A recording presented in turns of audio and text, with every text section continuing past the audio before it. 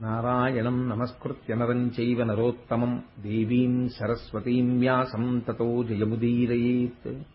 హరి ఓం. పరమేశ్వర స్వరూపమైన సభకి నమస్కారం.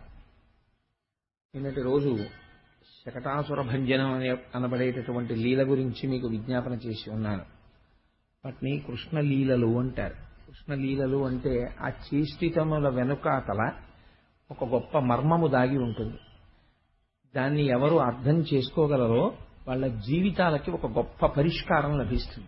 ఒక ఉత్తమమైనటువంటి దిశానిర్దేశం జరుగుతుంది.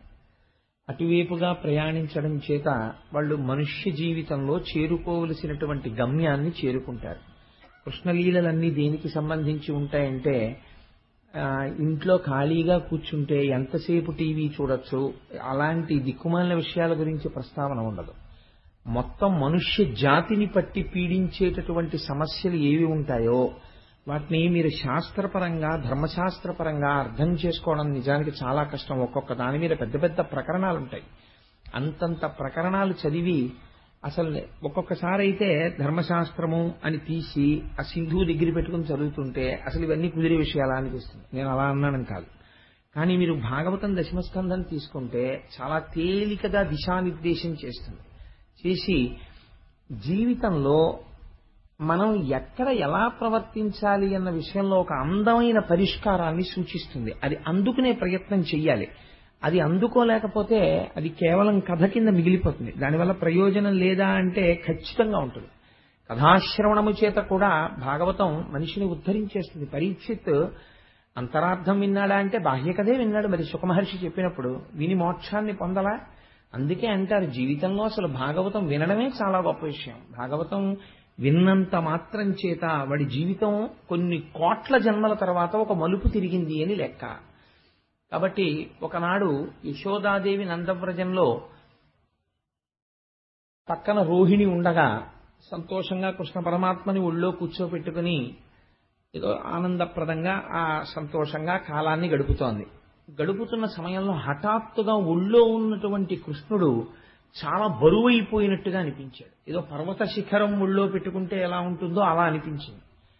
దేవుడు ఇంత బరువుగా ఉన్నాడు పిల్లాడు అని చెప్పి పిల్లవాడిని తీసి పక్కన దింపింది.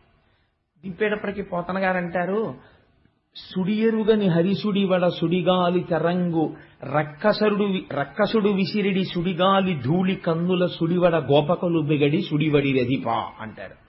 సుడి ఎలా తిరుగుతుందో అన్ని మాటలు వేస్తారు అందులో.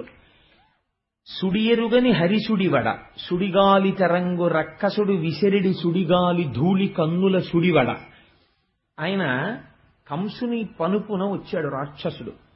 ఆయన పేరు తృణావర్తుడు. ఆ పేర్లు పెట్టడంలో ఉంది అందం అంతా. చివరికి మీకు తెలిసిపోతుంది ఆ రాక్షసుడు ఎవరో. ఆయన పేరు తృణావర్తుడు. ఆ రాక్షసుడు సుడిగాలి రూపంలో వస్తున్నాడు ఇప్పుడు. కాబట్టి ఆ వచ్చేటప్పుడు ఎంత వేగంతో వస్తున్నాడంటే ఒక్క క్షణం అంతే, ఇంకా ఆలోచించి ఇంతసేపు చెప్పడానికి ఏం టైం ఉండదు. పెద్ద సుడిగాలి రూపంలో వచ్చాడు. ఆ రావడంలో దుమ్ము పైకి లేచిపోయింది, ధూళి కన్నులలో పడిపోయింది. ఇతపూర్వం ఇప్పుడు అసలు కష్టం అంటే ఏమిటో తెలియనటువంటి శ్రీమన్నారాయణుని యొక్క అవతారమైన చిన్ని కృష్ణుని యొక్క కళ్ళల్లోకి కూడా ధూళి పడిపోయి యశోదాదేవి కన్నులు మూసుకుని గోపబాలులందరూ కన్నులు మూసుకుని ఏమైంది అని చూసే లోపల ఆ రాక్షసుడు చిత్రంగా కృష్ణ పరమాత్మని అపహరించి తీసుకుపోయాడు. ఆయన లక్ష్యం ఏమిటంటే ఇంకా నందవ్రజంలో ఎవరిని పాడు చేయడమో ఆయన లక్ష్యం కాదు, కేవలం కృష్ణుణ్ణి ఎత్తుకుపోవాలి, కృష్ణుణ్ణి సంహరించాలి. అందుకని ఆవర్తము అంటే తిప్పడం, గిరగిర తిప్పుతూ పైకి తీసుకెళ్లిపోయాడు. ఆకాశానికి తీసుకెళ్లిపోయి ఆ పిల్లవాడిని చంపి కింద పడేయాలని తీసుకుని వెళుతుంటే సుడిగాలి వెళ్ళిపోయింది. ఇలా సుడిగాలి గుండ్రంగానూ తిరుగుతుంది, ముందుకి నడుస్తుంది. ఆ గుండ్రంగా తిరుగుతూ తనతో పాటు కృష్ణుణ్ణి పైకెత్తుకుపోతూ అలా వెళ్ళిపోయేటప్పటికీ చూసింది యశోద, పక్కన కృష్ణుడు లేడు. ఇక్కడే పెట్టింది పిల్లాన్ని. మనకి రచనా వైశిష్ట్యం అన్నది ఎక్కడ బయటపడుతుందంటే ఆ సన్నివేశమునందు ప్రవేశిస్తాడు. అది పాండితీ ప్రకర్ష. అందరూ అలా చేయలేరు. ఎవరికి ఈశ్వరానుగ్రహం ఉంటుందో వాళ్ళకే పడతాయి అలాంటి మాటలు. సాధారణంగా ఒక తల్లి పిల్లవాడు కనపడలేదనుకోండి, అక్కడే పిల్లవాడిని పెట్టి పిల్లాడు కనపడకపోతే ముందు ఏదో అక్కడ పెట్టినటువంటి ఓ టార్చ్ లైట్ కనపడకపోతే, లేకపోతే గ్యాస్ లైటర్ కనపడకపోతే వెతికినంత తేలికగా వెతకదు పిల్లవాడు కనపడకపోతే. ఇక్కడ పిల్లాడిని కూర్చోపెట్టాను, పిల్లాడు కనపడలేదు అనగానే గాబరా వచ్చేస్తుంది తల్లికి. వెంటనే ఎంత గాబరా వచ్చేస్తుందంటే చెమట్లు పట్టేసి అరుపులు మొదలెట్టేస్తుంది. అప్పుడు ఆ పక్కన ఉన్నవాడు ఎవరో వింటాడు, ఏమైంది ఏమైంది అంటాడు. పిల్లాడు కనపట్టలేదు అందం. ఏమంటుందంటే ఇక్కడే పెట్టాను పిల్లాడిని అంటుంది. ముందు ఇక్కడే పెట్టాను పిల్లాడిని అంటుంది. ఆ మాటలో ఉన్న గొప్పతనం అది ఆ ఆపదలో ఉన్న తల్లికే తెలుస్తుంది. ఇక్కడే పెట్టానండి కనపట్టలేదు అంటుంది. అలా ఇక్కడ పెట్టి తింతనయుడిక్కడ ఆడుచు నుండే గాలి తానెక్కడ నుండి వచ్చి శిశువెక్కడి మార్గము పట్టిపోయే నేడెక్కడ జొత్తునంచు అసితేక్షణ గ్రేపు తెరంగు చిన్నయ్యి ప్రొక్కుచువాలు గోవు క్రియ భూస్థలివాలే దురంత చింతయ్యి అంటారు పోతన గారు. ఇక్కడే పెట్టాను కృష్ణ పరమాత్మని. తనయుడిక్కడ ఆడుచునుండే, ఆ పిల్లవాడు ఇక్కడ ఆడుకుంటున్నాడు. ఎక్కడ నుండి వచ్చే గాలి, ఎక్కడి నుంచి వచ్చింది సుడిగాలి, ఎక్కడికి పట్టుకుపోయింది పిల్లాడిని. పిల్లాడు కనపట్టలేదని దూడ కనపడకపోతే ఆవు ఏ రకంగా అరుస్తుందో ఆ ఉపమానానికి ఆ ఉపమానమే సాటి. ఎందుకు నేను ఈ మాట అంటున్నానంటే, ఆవు మామూలుగా అరిచింది అనుకోండి, ఒక్క మాట అరిచో 2 మాటలు అరిచి ఊరుకుంటుంది. మీరు ఎప్పుడైనా చూశారో లేదో, ఈ మధ్య నేను కొత్తగా దిగిన అపార్ట్మెంట్లోకి చాలా ఎక్కువ వినపడుతోంది మధ్యాహ్నం పూట్ల. భాగవతం చెప్తున్నానని పరమాత్మ అలా వినిపించేటట్టు చేస్తున్నారేమో నాకు అర్థం కావట్లేదు. ఒక దూడ ఎక్కడి నుంచి వస్తుందో, ఒక్కొక్కసారి నేను లంచ్ బ్రేక్ లో ఇంటికి వచ్చి భోజనం చేసి ఆ కట్టుకున్న పంచె అవి వదిలిపెట్టేసి మళ్ళీ ఆఫీస్కి వెళ్లే బట్టలు వేసుకుంటుంటే ఆ దూడ అరిచి పరిగెడుతూ ఉంటుంది, ఆ వస్తూ ఉంటుంది. ఇప్పటికి 2 మాటలు 3 మాటలు గమనించాను నేను అలాగా. ఆ దూడ అరుపు ఎక్కడి నుంచి వింటుందో తెలియదు. ఎక్కడో సెంటర్లో నిలబడి అబ్బా అంటుంది. అనగానే అది ఎక్కడ వింటుందో ఇంత ఒళ్ళు ఊగిపోతూ మోరలెత్తి అరుస్తూ పరిగెత్తుకొస్తుంది. అలా ప్రొక్కుచువాలు ఆవు క్రియ, దూడ కనపడకపోతే అరుస్తూ బాధపడేటటువంటి ఆవు ఎలా అరుస్తుందో అలా భూస్థలివాలే దురంత చింతయ్యి, ఆ పిల్లవాడు కనపడలేదనేటటువంటి శోకంతో నేల మీద పడిపోయి ఆ మట్టిలో పొరలాడుతూ గుండెలు బాదుకుంటూ ఏడుస్తోంది తల్లి. తల్లి యొక్క బాధ అంటే ఆ పిల్లవాడు కనపడకపోయేసరికి తల్లి పొందేటటువంటి ఆవేదన ఇంకా అంతా ఇంత కాదు. అటువంటి ఆవేదన పొందుతుంది. నేను 1-2 సందర్భాల్లో ఇలాంటివి చూసి ఆ రోజంతా నా మనస్సులో పోతన గారు మహానుభావుడు అందుకే ఇలాంటి పద్యాలు రాశాడు రా అనిపించింది నాకు. ఓసారి నేను సావర్లకోటలో ఉద్యోగం చేసే రోజుల్లో ప్రతాప్ నగర్లో ట్యాక్సీలు వచ్చి ఎక్కించుకుంటూ ఉండేవి సావర్లకోటను. ఒకసారి నించున్నాను అక్కడ. నించుంటే నేను ముందు ఎక్కిశాను, కారు కదలిపోతుంటే ఎవరో 2 ఆడవాళ్ళు వచ్చారు. ఒక తల్లికి చంటి పిల్లవాడు. ఆ చంటి పిల్లవాడు ఆవిడ నేను కూర్చున్న తర్వాత ఇంకా చోట్లేదు, కానీ వాళ్ళకేవో 4 టికెట్లు ఎక్కుతాయని ఆశ. కూర్చోండి అని వాడు ఇరికించాడు ఆవిడని. నేను ఎంత సర్దుకున్నా పాపం ఆవిడ ఇరుక్కుని కూర్చున్నారు. కూర్చోవడంలో ఆ పిల్లవాడు చూసుకోకుండా చెయ్యి ఇలా బయటకు ఉండిపోవడంలో ఆ డోర్ లాగేశారు. లాగేయడంలో వీడి వేళ్లు ఆ డోర్లో ఉండిపోయి వెంటనే వాడు గుక్క పట్టి నల్లగా అయిపోయాడంతే పిల్లాడు. అయిపోయి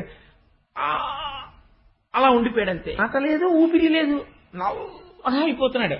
ఏమైందంటే కారులో డోర్లో ఉంది చెయ్యి. వెంటనే డోర్ ఓపెన్ చేసి తీశారు.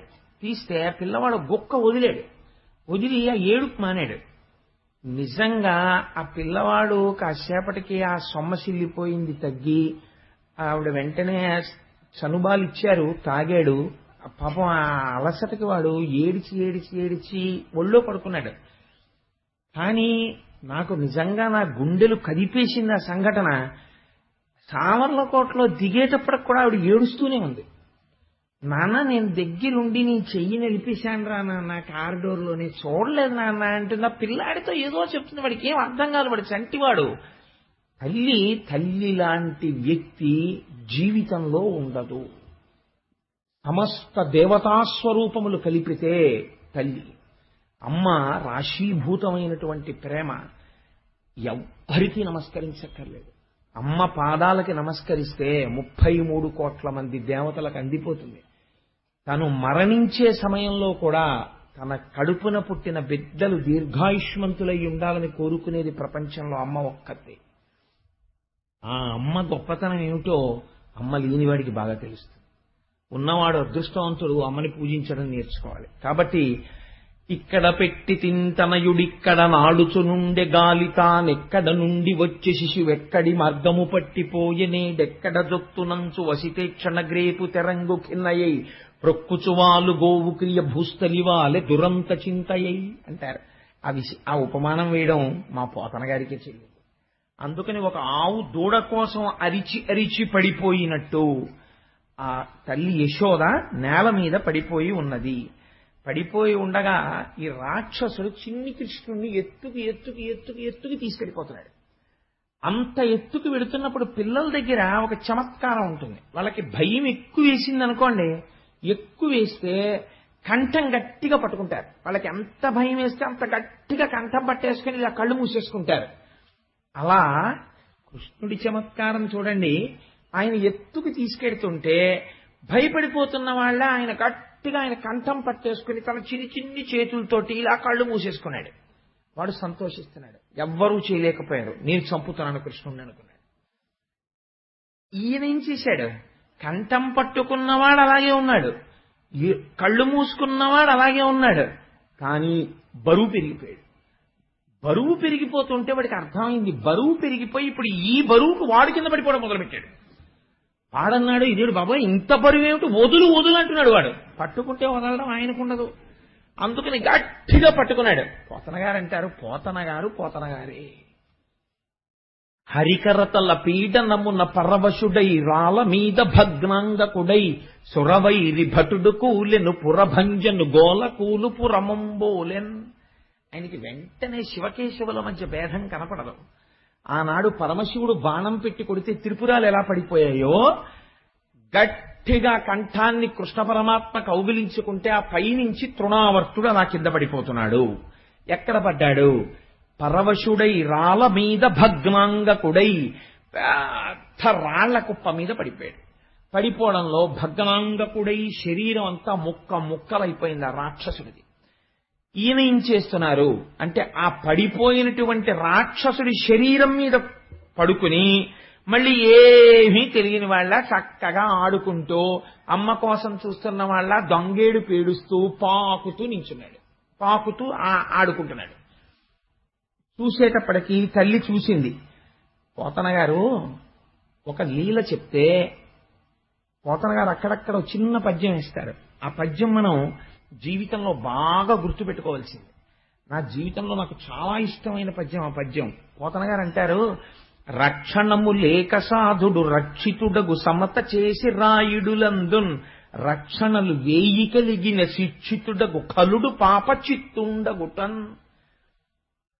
ఏమీ తెలియనటువంటి వాడు, భక్తుడైన వాడు, పరమాత్మని నమ్ముకున్న వాడికి ప్రమాదం పొంచుకొచ్చేస్తే ఈశ్వరుడే ఏదో ఒక రూపంలో వచ్చి తన భక్తుణ్ణి తాను రక్షించుకుంటాడు. లోపల ఎన్నో పాపాలు చేసి బయట 150 మందిని రక్షణగా పెట్టుకున్నా ఇంత రక్షణలోంచి వాణ్ణి చంపడం ఈశ్వరుడికి తెలుసు. ఎందుకు అలా చచ్చిపోతాడు అంటే కలుడు పాపచిత్తుండగుటన్, వాడి చిత్తమంతా పాపమయమే. అందుకే వాడు అలా మరణించాడు. వేరొకడు ఈశ్వరుణ్ణి నమ్ముకునున్నాడు, అందుకే వాడు బ్రతుకుతున్నాడు. నేను చాలా చోట్ల ఒక ఆశ్చర్యకరమైనటువంటి సంఘటనలు జరుగుతుంటాయి.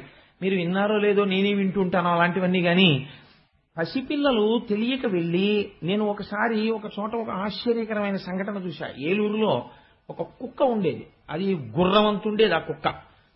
ఆ కుక్క ఎంత దారుణం చేసిందంటే ఒకసారి ఇంటికి వచ్చిన బంధువు రాత్రివేళ మూత్ర విసర్జనకని తెలియక తలుపు తీసుకుని వెళ్ళి ఒక తూము దగ్గర కూర్చుంటే వెనక నుంచి వచ్చి కంఠం పట్టేసింది. ఉన్నవాడు ఉన్నట్టు చచ్చిపోయాడు ఆయన. అటువంటి కుక్క ఒక రోజు రాత్రి ఓ చిన్న పిల్లవాడు బయటకు వచ్చాడు. బయటికి వస్తే ఆ పిల్లవాడితో వాడు దాని నోట్లో చెయ్యి పెట్టి ఊ అంటూ నోట్లో చెయ్యి పెట్టి ఆడుతుంటే వాడితో కింద పడి మీద పడి కాళ్ళు ఇలా పెట్టి ఆడింది తప్ప పన్ను పెట్టి గీరలేదు.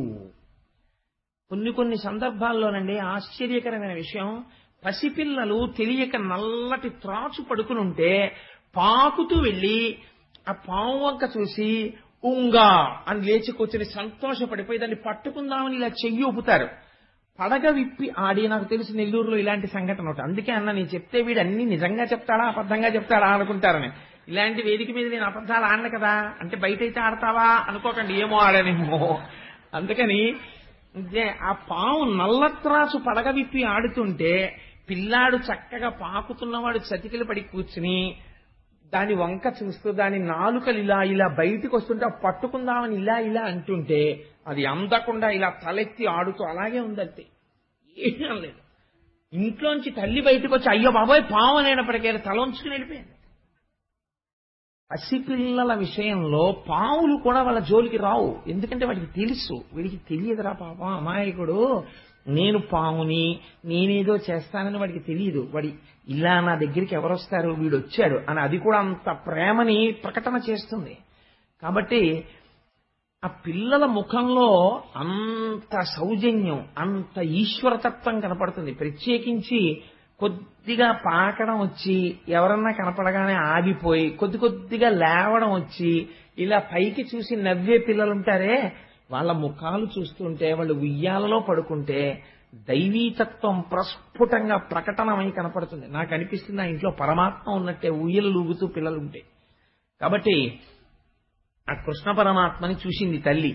చూసి ఇది రక్షణము లేక సాధుడు రక్షితుడగు సమత చేసి రాయుడులందున్ రక్షణలు వేయి కలిగిన శిక్షితుడగు కలుడు పాప చిత్తుండగుటన్. పాపము చేసినటువంటి వాడు ఎన్ని రక్షణలు పెట్టుకున్నా వెళ్ళిపోతూ ఉంటాడు.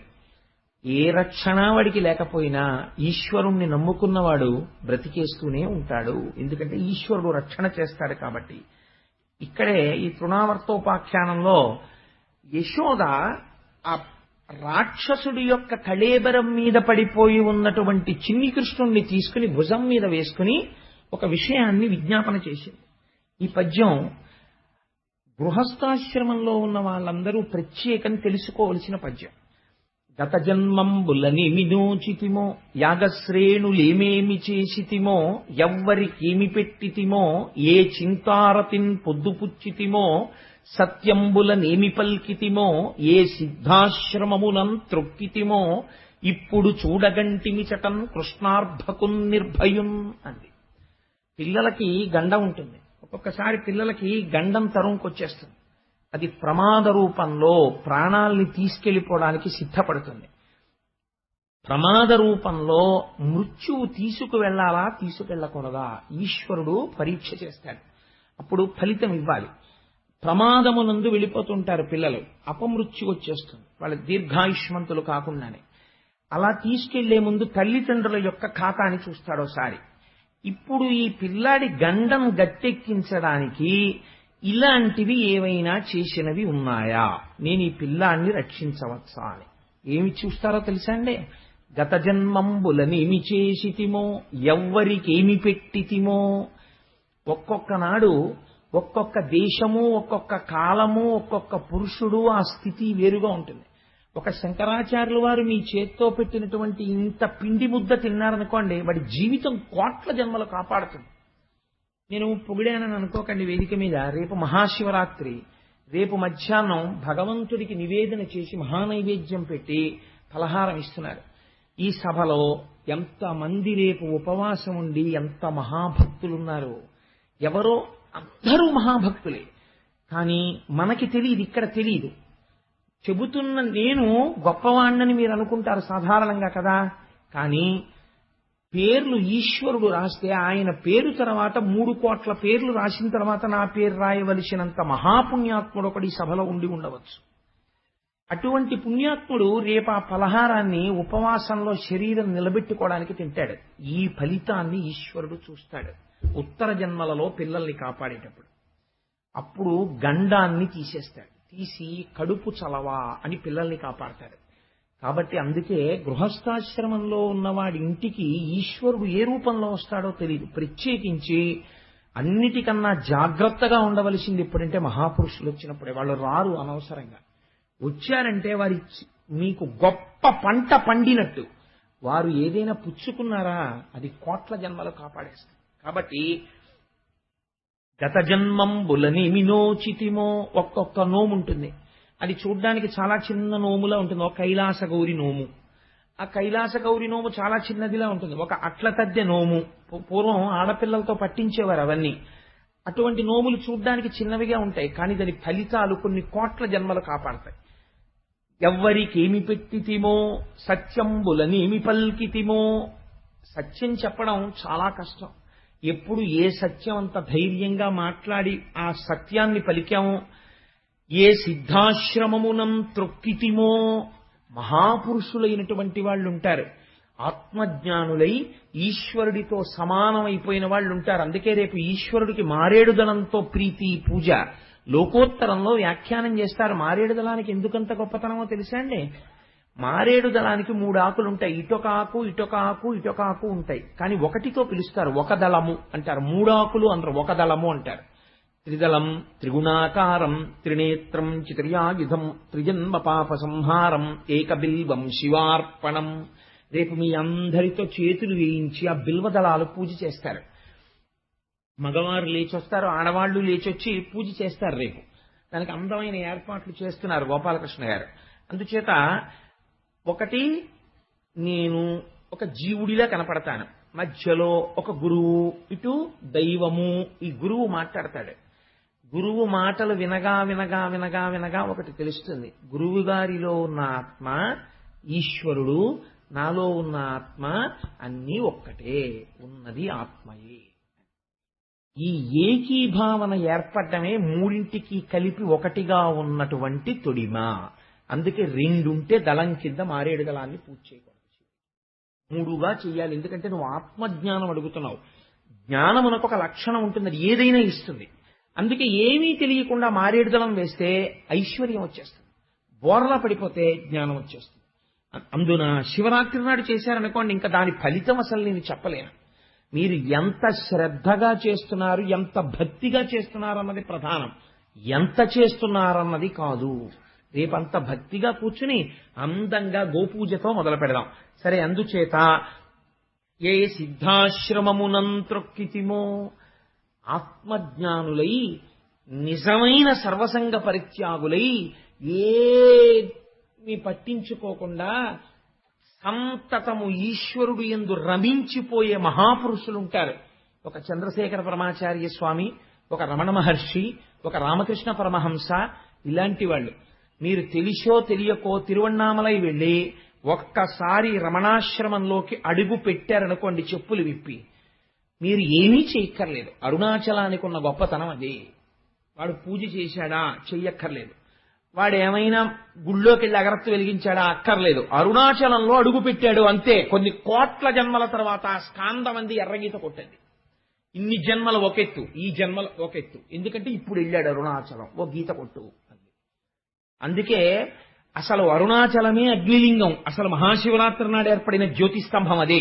అందుకే రేపు రాత్రి ఇంకా అర్ధరాత్రి దగ్గర పడుతుండగా రేపు అరుణాచలం కొండ, అరుణాచలంలో దేవాలయం, ఆ అరుణాచలంలో శివలింగం, ఆ అపితకుచాంబ, ఇక్కడ పెద్ద స్క్రీన్ పెట్టి సినిమా ప్రొజెక్ట్ చేస్తారు. అంటే అదేదో సినిమా అనుకునేరు.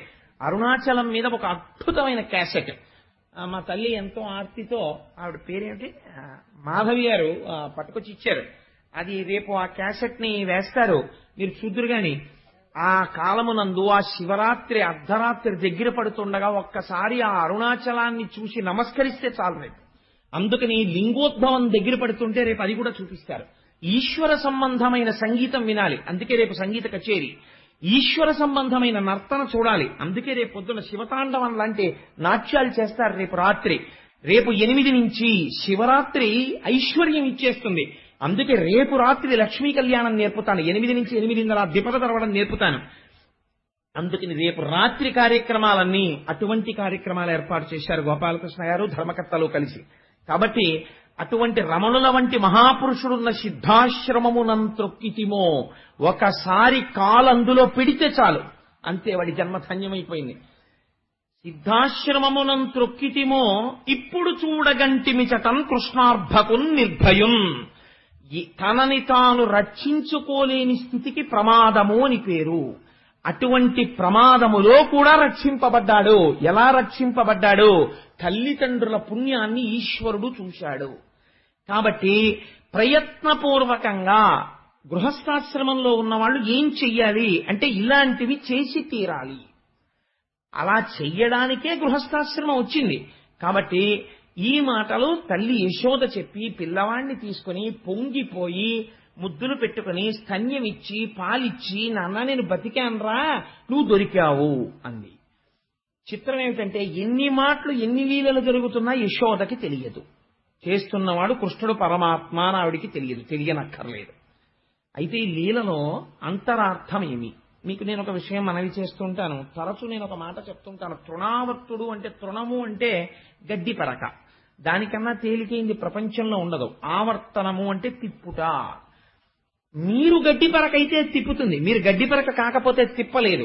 ఏది తిప్పలేదు అంటే తృష్ణ తిప్పుతుంది. తృష్ణకే తృణావర్తుడని పేరు. తృష్ణ అనగానేమి, ఇది చాలా జాగ్రత్తగా అర్థం చేసుకోవాలండి గృహస్థ జీవితంలో. తృష్ణ అనగా మీకు ఈశ్వరానుగ్రహంతో మీరు ఒక వ్యాపారం మొదలు పెట్టారనుకోండి. మీరు ఒక వ్యాపారం మొదలుపెట్టి చేస్తుంటే కలిసి వచ్చి లక్షలు వస్తున్నాయి. దాన్ని తృష్ణ అని శాస్త్రం అనదు. ఆయన తృష్ణతో సంపాదిస్తున్నాడంటే అనదు. ఆయన అదృష్టం అంతే. గత జన్మలలో విశేషమైన పుణ్యం చేశాడు. యావత్తిత్తు మూఢజహీహిధనాగమ తృష్ణ కురు సద్బుద్ధిం మనసి వితృష్ణ ఎల్లభసే నిజ కర్మోపాత్తం విత్తంతేన వినోదయ చిత్తం అంటారు శంకరాచార్యులు వారు. ఇద్దరు ఒకే వ్యాపారం చేస్తారు. ఒకడు కోటీశ్వరుడు అవుతాడు, ఒకడు పాడైపోతాడు. ఎందుకు అవుతాడు? చేసిన పుణ్యం ఉన్నది. ఆ పుణ్యం అయిపోయేంత వరకు ఈశ్వరుడు దాన్ని నడిపిస్తూ ఉంటాడు. బ్యాంకులోంచి విత్డ్రాయిలే పెడుతుంటే కొన్నాళ్ళకి డిపాజిట్ అయిపోతుంది. ఒకనాడు విత్డ్రాయిల్ ఫామ్ ని బ్యాంక్ యాక్సెప్ట్ చేయదు. పుణ్యం అయిపోయాక పాపం ఫలితానికి వచ్చేస్తుంది ఇవ్వడానికి, అప్పుడు పతనం అయిపోతాడు. కాబట్టి పుణ్యం ఖర్చు అయిపోతుంటే మళ్ళీ పుణ్యం సంపాదించేసుకుంటూ ఉండాలి, క్రెడిట్ లో పడిపోతుండాలి. కాబట్టి ప్రయత్నపూర్వకంగా పుణ్యం చేసుకుంటూ ఉండాలి. మళ్ళీ చేసుకుంటుంటే దెబ్బతినడు, ఒబ్బిడిగా ఉంటాడు. వచ్చే జన్మల యందు కూడా ఇది నిలబడుతుంది.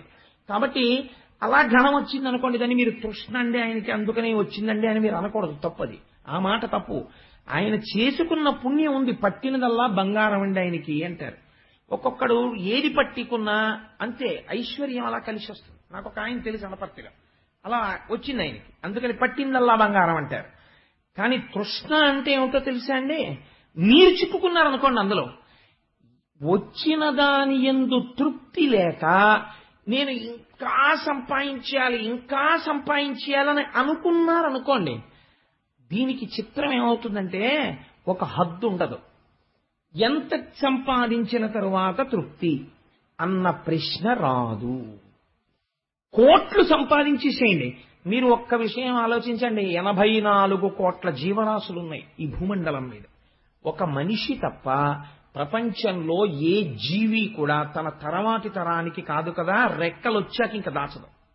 అంతే, రెక్కలు వచ్చేవరకే పోషిస్తాయి, రెక్కలు వచ్చాక పోషించవు. అసలు తర్వాత తరానికి దాచడం అన్నది ఎవరికీ తెలియదు, ఒక్క మనిషికే తెలుసు. నేను దాన్ని తప్పు పట్టాను. గృహస్థాశ్రమంలో ఉన్నవాడు కొని దాచాడు అనుకోండి, అది పెద్ద దోషమేం కాదు. కానీ అది అర్థం లేని దాపరికం అయిపోయింది అనుకోండి, ఏమైపోతుందంటే ఇది తృష్ణ తిప్పేయడం మొదలు పెడుతుంది. ఇలా తిప్పేస్తే ఏమైపోతుందంటే వాడు ఎందుకు వచ్చాడో ఈ శరీరంతో మర్చిపోతాడు. మర్చిపోయి ఆ తిరగడంలో ఆ డబ్బు సంపాదిస్తాడు, ఒకనాడు మరణిస్తాడు. వెళ్ళిపోవాలి కదా, ఎవడైనా వెళ్ళిపోతాడు. వెళ్ళిపోయేటప్పటికి ఏమవుతుందంటే ఈ వచ్చిందంతా వాడి పుణ్యం వ్యయమైపోయింది, వీడు చేసిన పుణ్యం లేదు. కాబట్టి ఏమవుతుందంటే ఇప్పుడు ఉత్తర జన్మయంలో వాడు మళ్లీ చేయాల్సిన పుణ్యం లేదు కాబట్టి దరిద్రుడైపోతాడు. కానీ వీడు సంపాదించిందంతా ఏం చేస్తారో తెలుసా అండి? పిల్లలు పనిచేసుకుంటారు. కాబట్టి ఏమైపోయింది, వీడి పుణ్యము ద్రవ్యముగా మారిపోయింది. ఈ ద్రవ్యము పిల్లలు పనిచేసుకున్నారు. మీరు ఒక్క మాట బాగా జ్ఞాపకం పెట్టుకోండి, మీకు తేలిగ్గా చెప్పేస్తాను. మనకి ఇంటర్నేషనల్ బ్యాంకింగ్ కౌంటర్ ఒకటి ఉంటుంది బ్యాంక్ లో. మీరు ఇక్కడి నుంచి అమెరికా వెళ్తున్నారనుకోండి, వెళుతుంటే మీరు కోట్ల రూపాయలు సూట్ కేసులో పెట్టుకుని విమానం దిగి అమెరికాలో వెళ్లి టీ ఇమ్మని 100 రూపాయలు ఇచ్చారనుకోండి, వాడు ఎగాదిగా చూసి డస్ట్బిన్ లో మారేస్తాడు. ఏం చేయాలి? ఇంటర్నేషనల్ కౌంటర్లోకి వెళ్ళి మీరు ఈ డబ్బు ఇచ్చేసి డాలర్స్ తీసుకోవాలి. తీసుకుని డాలర్స్ జేబులో పెట్టుకుని అమెరికాలో దిగి డాలర్ ఇచ్చారనుకోండి, కాఫీ ఇస్తారు. అలాగే ఇక్కడ మీరు చేసింది కన్వర్ట్ చేస్తారు. ఈ పుణ్యాన్ని ఏం చేస్తారంటే ఈజ్ ఏ కన్వర్టబుల్ ఇన్కమ్. దీన్ని ఫారిన్ ఎక్స్చేంజ్ కింద మారుస్తున్నారు మీరు. ఇక్కడ కొంత సంపాదించారు, కొంత పిల్లలకు ఉంచాలి. ఒకటే రూలు ప్రపంచంలో ఏమిటో తెలుసా అండి? తనకి కావలసినంత అవసరం కన్నా ఎక్కువ ఖర్చు పెట్టినవాడు భవిష్యత్ తరాలకి ద్రోహం చేసినవాడు. తనకి కావలసిన దానికన్నా తక్కువ ఖర్చు పెట్టుకుంటున్నవాడు తనకి తాను ద్రోహం చేసుకుంటున్నవాడు. తనకి కావలసినది ఖర్చు పెట్టుకుని తన తర్వాత తరాల వారికి ఉంచుకున్నవాడు తాను ధన్యుడవుతున్నవాడు. అంతే రూల్ దానికి. కాబట్టి ఇప్పుడు ఏమైంది? అలా మీరు ఇక్కడ చేసిన పుణ్యం, ఇక్కడ 100 రూపాయలు సంపాదించారు, ఒక 5 రూపాయలు ఎందుకని మళ్ళీ మీకు ఉత్తర జన్మకు ఉండద్దు పుణ్యం? ఒక 5 రూపాయలు తీసి మీరు ఖర్చు పెట్టి తీరాలి. ఇక్కడ ఖర్చు పెట్టారనుకోండి, ఈ 5 రూపాయలు ఎవ్వరికీ తెలియదు, పుణ్యమో అని మీ అకౌంట్లో వేసి ఉంచుతారు. ఇది ఎందుకు పనికొస్తుంది అంటే మోక్షం ఇవ్వలేదేమో పుణ్యం. పుణ్యం ఎప్పుడు మోక్షాన్ని ఇవ్వదు, కానీ ఉత్తర జన్మ అంటూ ఒకటి ఉంటుంది. కాబట్టి అందరూ మోక్షస్థితికి వెళ్ళిపోతామని అనుకోలేం కదా. కాబట్టి కనీసం ఉత్తర జన్మలలో అన్నవస్త్రాలకి లోటు లేకుండా సంతోషంగా బతకాలంటే ఆ పుణ్యం చేసి తీరాలి. కాబట్టి ద్రవ్యమును సంపాదించడం ఎంత అవసరమో అంత జాగ్రత్తగా ఖర్చు పెట్టడం కూడా తెలియాలి. అవసరమైన చోట. తెలియకపోతే పాడైపోతాడు. ఖర్చు పెట్టవలసిన చోట ఖర్చు పెట్టడం తెలియలేదనుకోండి, వాడు పాడైపోతాడంతే. పొలమంతా దున్నిన తర్వాత అబ్బా నేను వెయ్యనండి విత్తనాలు, అవి నేనే వండుకు తింటానంటే పండదు మళ్ళీ పొలం. కాబట్టి ఇది తెలుసుకోవాలి. లేకపోతే ఏమైపోతుందంటే తృష్ణ అయిపోతుంది. శాస్త్రం ఎప్పుడూ బాగా జ్ఞాపకం పెట్టుకోండి, డబ్బులు సంపాదించడాన్ని శాస్త్రం ఎప్పుడూ తప్పు పట్టలేదు. చాలా మంది ఒక రాంగ్ నోషన్తో మాట్లాడుతుంటారు. డబ్బులు సంపాదించడం శాస్త్రమునందు దోషము అనుకుంటారు. అలా ఎప్పుడూ చెప్పలేదు శాస్త్రంలో. మాతానిందతి నాభినందతి పిత భ్రాతాన సంభాషతే భృత్య కుప్యతి నానుగచ్చతి సుతా కాంతాపి నాలింగతే అర్ధ ప్రార్థన శంకయా నకురుతే సల్లాపమాత్రం సుహృత్ తస్మాత్ నైతికమర్థమార్జన శృణు సఖే విత్తేన సర్వే వశాః అని చెప్పింది. నువ్వు కానీ డబ్బు సంపాదించకపోతే ఒక ప్రమాదానికి లోనవుతావు. ఏమిటో తెలుసా? మాతానిందతి, అమ్మ అన్నదానికి అసలు తిట్టడం తెలియదు. అలాంటి అమ్మ ఒక వయసు వచ్చిన తర్వాత రూపాయి సంపాదించకపోతే తిడుతుంది. నాభినందతి పిత, తండ్రి సంతోషించి సహబాష్ అని భుజం మీద చెయ్యి వెయ్యడు. భ్రాత న సంభాషతే, అన్నదమ్ములు పలకరించరు. ఓ రూపాయి సంపాదన లేదు కానీ భోజనానికి మాత్రం గడ్డబెరుక్కి మాతో వస్తాడంటారు. భ్రాత న సంభాషతే భృత్య కుప్యతి, సేవకుడిని పిలిస్తే ఆ పిలిచావులే అవే పనులు చెప్తావు కానీ మీ అన్నయ్యలా ఓ రూపాయి ఇవ్వగలవా అంటాడు. భృత్య కుప్యతి నానుగచ్చతి సుతా, తండ్రి గారు ఇంటికి తిరిగి రాగానే కొడుకు గబగబా ఎదురొచ్చి నాన్నగారండి అని ఉత్తరీయం తీసుకుని చెంబుతో నీళ్లు ఇవ్వడు కాళ్ళు కడుక్కోవడానికి. నానుగచ్చతి సుత కాంతాపి నాలింగతే, ప్రియమార భార్య కౌగిలించదు. కాంతాపి నాలింగతే అర్ధ ప్రార్థన శంకయా నకురుతే సల్లాపమాత్రం సుహృత్. ఎంత గొప్ప మాట చూడండి. స్నేహితుడం లేదు, సుహృత్. సుహృత్ అంటే మనసెరిగిన స్నేహితుడు, చాలా మంచివాడైన, అవతల వాడిని తప్పు పట్టడానికి వీల్లేదు. కానీ కనపడ్డప్పుడల్లా డబ్బులు అడుగుతున్నాడు. అందుకని ఆయన ఈయన్ని చూస్తాడు కానీ నాకు రుతే సల్లాపం ఎరా అండవు అంటే దగ్గరికి వచ్చి ఎవరే 5 రూపాయలుంటే సదరా అంటాడని భయం. అందుకని ఇలా చూసి వీడా అని, వీడు బాగుపడితే బాగుండని మనసులో అనుకుని ఇటు తిప్పుకుని ఇలా వెళ్ళవలసిన వాడు ఇలా వెళ్ళి ఇలా వస్తాడు. ఎందుకంటే ఈయనకి ఎదురవడం ఇష్టం లేక. నాకు రుతే సల్లాపమాత్రం సుహృత్. కాబట్టి నువ్వు డబ్బు సంపాదించనని అనకు, సంపాదించు. కానీ ఎలా సంపాదించాలో తెలుసా? తస్మాత్ నైతికమర్థమార్జన శృణు సఖే. సఖే శాస్త్రం ఎంత బాగా పిలిచిందో చూడండి. ఓ స్నేహితుడా, డబ్బు సంపాదించోయ్ కానీ తృష్ణకి లొంగకు. నైతికమర్థమార్జన శృణు సఖే. నీటి తప్పి సంపాదిస్తే దానికి బయటికి వెళ్ళడం కూడా అంత భయంకరంగా పెడుతుంది. అందుకని నైతికమర్థమార్జన శృణు సఖే విత్తేన సర్వే వశాః. ఆ డబ్బుతో నీకు సర్వము వశమవుతుంది. కాబట్టి సంపాదించు, కానీ నీతి మర్చిపోకు అని ఒక మాట చెప్తుంది. ఇప్పుడు మీరు ఒకటి గుర్తుపెట్టుకోండి, తృష్ణ పెరిగిపోయింది అనుకోండి, అర్థం లేకుండా సంపాదన సంపాదన సంపాదన. దీనికి వెంటనే అలా ఉన్న వాళ్ళు చెప్పే రెడీమేడ్ రిప్లై ఏమిటో తెలుసా అండి? ఏమండి మహాశివరాత్రి కదా, ఒకసారి శివాలయానికి వెళ్దాం వస్తారా లేకపోతే కాసేపు భజన చేసుకుందాం వస్తారా అన్నారు అనుకోండి, వాళ్ళు ఏమంటారంటే ఇప్పటి నుంచి ఎందుకండి ఇవన్నీ అంటారు. సాధారణంగా మీకు లోకంలో ఈ మాట వినపడుతుంటుంది. ఇప్పటి నుంచి ఎందుకండి ఇవన్నీ, అనవసరం, ఇవన్నీ ఇప్పుడు అక్కర్లేదు, ఇవన్నీ రిటైర్ అయిపోయిన తర్వాత చెయ్యాలంటారు. అంటే రిటైర్ అయిపోయిన తర్వాత చెయ్యాలంటే రిటైర్ అయిపోయిన తర్వాత నువ్వు చెయ్యడానికి అంత ఆయుర్దాయం ఉంటుందని ఎవడు బాండ్ రాసి ఇచ్చాడు అసలు? ఒకవేళ ఉన్నా రిటైర్ అయిపోయిన తర్వాత గుళ్ళో కడితే నీ మనసు ఏం నిలబడుతుంది అక్కడ? సహకరించదు. ఇతపూర్వం పుణ్యం చేసిన వాడవు కాదు కాబట్టి భగవంతుడి మీద నిలబడదు. తృష్ణ తిప్పడం మొదలు పెడితే పాడైపోతావు. కాబట్టి తృష్ణకి విరుగుడు ఏది? నీ అంత నువ్వుగా తెలుసుకోగలిగితే ఒక్కటే తృష్ణకి విరుగుడు. ఏది? తృప్తి. చాలా జాగ్రత్తగా గమనించాలి మీరు ఈ మాట. తృష్ణ, తృప్తి. ఒకడు హాయిగా కూర్చుంటాడు, ఒకడు తిరుగుతూనే ఉంటాడు, ఎప్పుడు చెమట తుడుచుకుంటూ ఉంటాడు. ఎందుకండి అంటే కోట్లున్నాయి అయినా తిరుగుతుంటాడు. ఎందుకు? తృప్తి లేదు కాబట్టి తృష్ణకి లొంగాడు. కాబట్టి ఏం చేస్తాడు? అగ్నిహోత్రం వెలుగుతోంది, నెయ్యి పోసి ఆర్పుతానంటాడు. నెయ్యి పోస్తే ఆరుతుందా? నీళ్లు పొయ్యాలి. ఇంకొక ఆయన ఉన్నాడు, ఒక వయస్సు వచ్చింది, సంపాదించేశాడు, 3 తరాలు హాయిగా ఉన్నాయి, తను హాయిగా ఉన్నాడు. స్టాప్ అంటాడు, అంతే, చాలు, తృప్తి, ఇంకా నేను చేయనండి, ఇంకా నేను ఈశ్వరానుగ్రహం అంతే. నేను ఎంతమంది రాజులు వెళ్ళిపోయారండి వానప్రస్థానికి? మీరు విన్నారు కదా భాగవతంలో, చక్రవర్తులు వెళ్ళిపోయారు. కాబట్టి ఇంకా నేను ఈశ్వరాభిముఖుడనైనాను. ఇక్కడ తృప్తితో కూర్చుంటాడు. ఈ తృప్తి వచ్చిందనుకోండి, తృప్తి ఉంటే తృష్ణ పట్టుకోలేదు మిమ్మల్ని. తృప్తి మీ అంతా మీరు సంపాదించుకోలేకపోయారనుకోండి, తృష్ణ పట్టుకుంటుంది. ఇది మీ చేతిలో ఉన్న విషయం. దీన్ని రామకృష్ణ పరమహంస అయితే చాలా చక్కటి కథ ఒకటి చెప్తారు. వెనకటికి ఒక ఆయనకి పొగాకు తాగడం అలవాటు. ఆయన అదేంటి, ఒక రాత్రి వేళ హోర్న వర్షం పడుతోంది. వర్షం పడుతుంటే ఆయనకి పొగాకు తాగాలనిపిస్తే ఇల్లంతా వెతికాడు. కానీ దురదృష్టవశాత్తు అక్కడ పెట్టుకున్న అగ్గిపిట్లన్నీ తడిసిపోయి, ఇప్పుడు ఆయన ఆ పొగాకు తాగకపోతే ఉండలేని స్థితి చలిగాలికి. అందుకని ఏం చేశారంటే ఒక దీపం ఒకటి పట్టుకుని, చేతిలో లాంతర్ పట్టుకుని, చీకట్లో వెళ్ళాలి కదా, పక్కింటికి వెళ్లి తలుపు కొట్టి వాళ్ళని పిలిచాడు. హే స్నేహితుడా, ఒకసారి లేచిరా అన్నాడు. అంటే పాప ఆయన లేచి వచ్చి తలుపు తీశాడు. ఏమి, ఎందుకు వచ్చావు అన్నాడు. నీకు తెలుసు కదా, చలికి నా ఒళ్ళు కొంకర్లు తిరిగిపోతుంది, నేను పొగాకు తాగకపోతే నాకు ఎంత వేడి ఉపశమనాన్ని ఇవ్వదు, అందుకని మీ ఇంట్లో కొద్దిగా అగ్నిహోత్రం ఉంటే నేను పొగాకు కాల్చుకుంటానన్నాడు. అంటే ఆయన అన్నాడు, నీ చేతిలో దీపం ఉంది కదా అన్నాడు. అంటే ఇది నీ ఇంటికి దారి చూపించడానికి అన్నాడు. కాదు, నీ పొగాకు కాల్చుకోవడానికి కూడా అది పనికొస్తుంది దీపం. నిజమే, ఒక్కసారి నేను లాంతర్కున్న గ్లాస్ డోమ్ పైకెత్తి పొగాకు అందులో వెలిగించుకుని మళ్ళీ దింపేసేయచ్చు. అదేంటి, ఇది దీపమే అనుకుని నేను ఇలా తిరుగుతున్నాను, అగ్ని కూడా దీపంలో ఉంది. స్నేహితుడాను, నాకు మంచి మాట చెప్పావు అని వెనక్కి తిరిగి దీపంతో వెళ్ళిపోయాడు.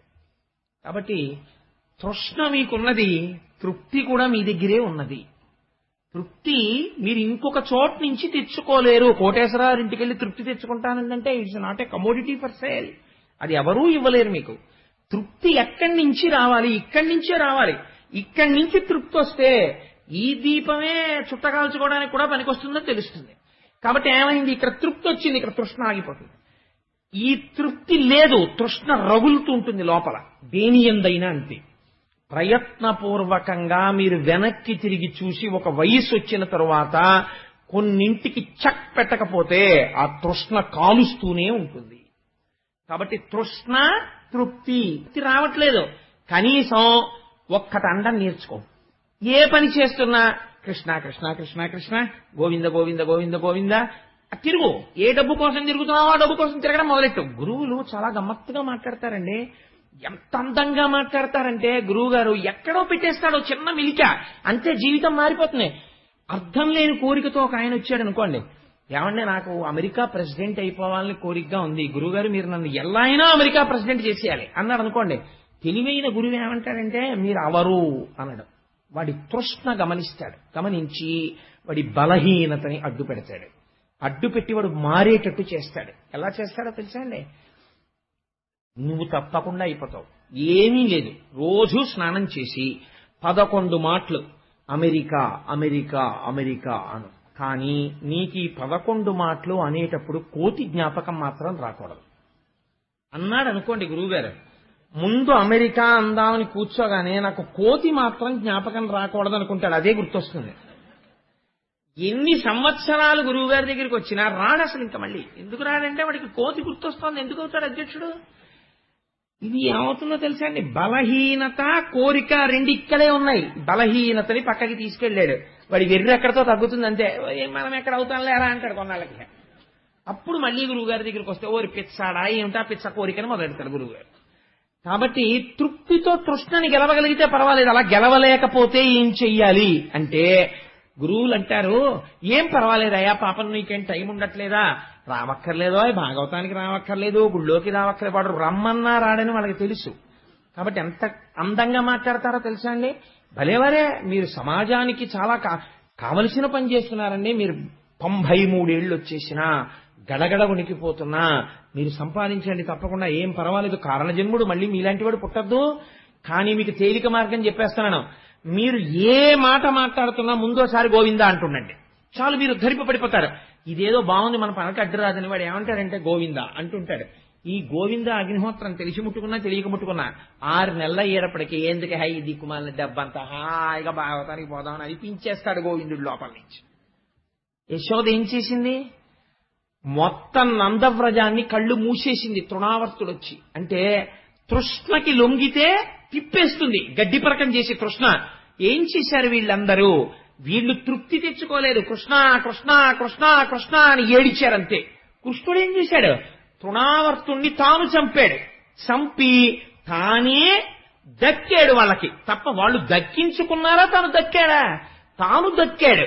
అలా మీరు తెలిసో తెలియకో భాగవతం వినేసి ఈ రోజు గోవింద గోవింద అండం నేర్చుకున్నారనుకోండి, ఏకశబ్ద సమ్యజ్ఞాత సృష్ట ప్రయుక్త స్వర్గే లోకే కామదుగ్భవతి. ఒక్క నామం పట్టుకుని అస్తమాన ఆ నామం చెప్పడం మొదలెట్టారనుకోండి, అదే మిమ్మల్ని భగవంతుడిని మీ దగ్గరికి తీసుకొచ్చి మీ బుద్ధిని మార్చి మిమ్మల్ని సక్రమమైన మార్గంలోకి తిప్పేస్తుంది.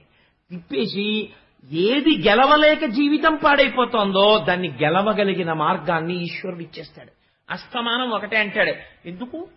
తృప్తి లేకపోతేనో అవన్నీ, నాకు ఇక్కడే ఉంది తృప్తి. నా అంత చక్రవర్తి ఎక్కడున్నాడు? నేను హాయిగా తృప్తిగా ఉన్నాను కాబట్టి నాకు ఇంకేం కావాలి అంటాడంతే. ఎంత హాయి చూడండి అందులో. అందుకే శంకర భగవత్పాదులు అంటారు, గోచీ పెట్టుకున్నవాడంత అదృష్టవంతుడు ప్రపంచంలో ఎక్కడున్నాడన్నారు సన్యాసులను ఉద్దేశించి. వాళ్ళు అన్నీ విడిచిపెట్టేస్తారు. మాకేం కావాలి, మాకేం అక్కర్లేదు అంటారు. అన్నీ వదిలేసి నేను ఒక్కడే ఉన్నానని హాయిగా కూర్చుంటారు. అందులో ఉంది ఐశ్వర్యం అంతా. సరే, కాబట్టి ఈ తృణావర్తోపాఖ్యానం మనకి ఇంతటి గొప్ప విషయాన్ని ప్రతిపాదన చేస్తుంది. ఇది అయిపోయిన తరువాత ఈ తృణావర్తోపాఖ్యానము పూర్తి అయి కథగా విన్నా మంచిదే, లేదు తృణావర్తోపాఖ్యానము పూర్తయిపోయి అందులో ఉన్న రహస్యము మీ మనసుని పట్టిందనుకోండి, మీకు ఒక పెద్ద సమస్యకి విరుగుడు దొరికిపోయినట్టే. కాబట్టి ఏమైంది? ఇప్పుడు ఈ తృణావర్తోపాఖ్యానంలో ఏం చెప్తున్నాం మనం? ఆ భగవంతుడి యొక్క నామము రూపము ఇక్కడ పట్టుకుంటే చాలు అని కదా చెప్తున్నాం. ఇది పరమాత్మ యొక్క సౌజన్యం. అంటే ఆయనకి ఏం అవసరం అండి? నిజంగా ఆయన ఓ పసిపిల్లవాళ్ళ ఈ భూమి మీద పాకి, ఓ పసిపిల్లవాళ్ళ ఆవులతో తిరిగి ఇవన్నీ ఆయన చెయ్యాలా? చెయ్యక్కర్లేదు. కానీ కృష్ణుడు ఉయ్యాలలో పడుకున్నాడు, కృష్ణుడిని ఉయ్యాలలు ఊపారు, ఇవన్నీ నేను అన్నాను అనుకోండి, మీ అందరూ ఎంతో సంతోషపడిపోయి నిజంగా కృష్ణుడు ఇక్కడ కనపడ్డాడండి మాకు ఎంత సంతోషంగా ఉందో అంటారు. అది దానికి ధన్యత.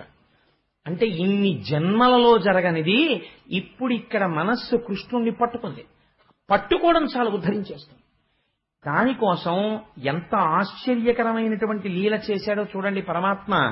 బలరాముడు కృష్ణుడు కలిసి జానుభాగముల హస్తంబుల వీడ్వడ నిడుచు దిగ్గన బోదురింతనంత అవ్వల పయ్యదలంది జవ్వాడుచు రాల క్రేపుల తోకలలిమి పట్టి విడువనేరకవా నివెనువెంట జరుగుదు రప్పంకములదుడు కడరజొత్తు ఎత్తి చన్నిచ్చుచో నిరుదెస పాలిండ్లు చేతుల పుడుకుచు చేపు కలుగు దూటుదురు గ్రుక్కకు దూరమగుచు ఆడుదురు మృద్దు పల్కుల వ్యక్తములుగా కర్రములంఘ్రములు నల్లార్చి కదలుపుదురు రామకృష్ణులు శవరతుల తగిలి.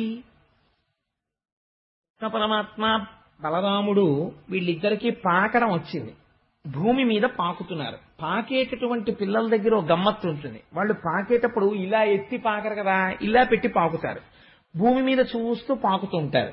పాకుతూ ఉండగా వాళ్ళకి అట్నుంచి ఎవరో వచ్చి 2 పాదాలు కనపడ్డాయి అనుకోండి, వెంటనే వాళ్ళు ఏం చేస్తారంటే పాకుతున్న వాళ్ళు పాకడం ఆపేసి గబుక్కుని చటుక్కుని కూర్చుంటారు. కూర్చుని ఇలా 2 తల పైకెత్తి చూస్తారు. వాళ్ళకి పరిచయం ఉన్న ముఖమేననుకోండి, సంతోషంగా వాళ్లే ఇలా చేతులు ఇస్తారు ఎత్తుకోమని.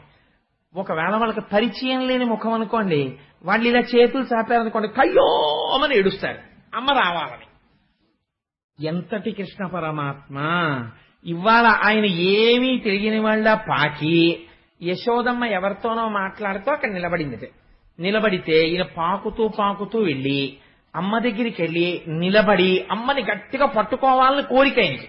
ఇంకా కొత్తగా అడుగులేయడం వచ్చింది ఆయనకి. అందుకని అమ్మ దగ్గరికి పాకుతూ వెళ్లి కూర్చుని లేవడానికి ప్రయత్నం. పిల్లలకి నడకొచ్చినప్పుడు లేస్తున్నప్పుడు చూడాలి వాళ్ళ చిత్రం. 80 ఏళ్ళు వచ్చిన వృద్ధుడు ఎలా లేస్తాడో అలా లేస్తారు. జాగ్రత్తగా ముందు పాదాల దగ్గర 2 చేతులతో పట్టుకుని ఇలా ఇలా ఇలా ఇలా పైకి తీసి మోకాళ్ళ మీద చేతులు వేసుకుని ఇలా ఒంగుని కొంచెం నడుము ఎత్తుతారు. ఒక్కొక్కసారి అలా ఉండగానే ఊగిపెట్టి ఢబేళ్ళ కనబడిపోతారు. మళ్లీ ఇలా చేతులు మెల్లగా తొడల మీదకి తెచ్చుకుని నడుము మీదకి లేచి ఇలా నిలబడతారు.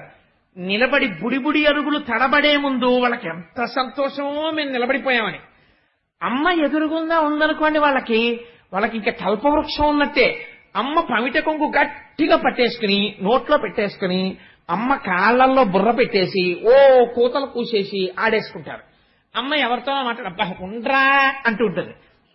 వాళ్ళ అమ్మ పమిట కొంగు ఎంత భద్రమైన వస్తువు పసిపిల్లవాడికి.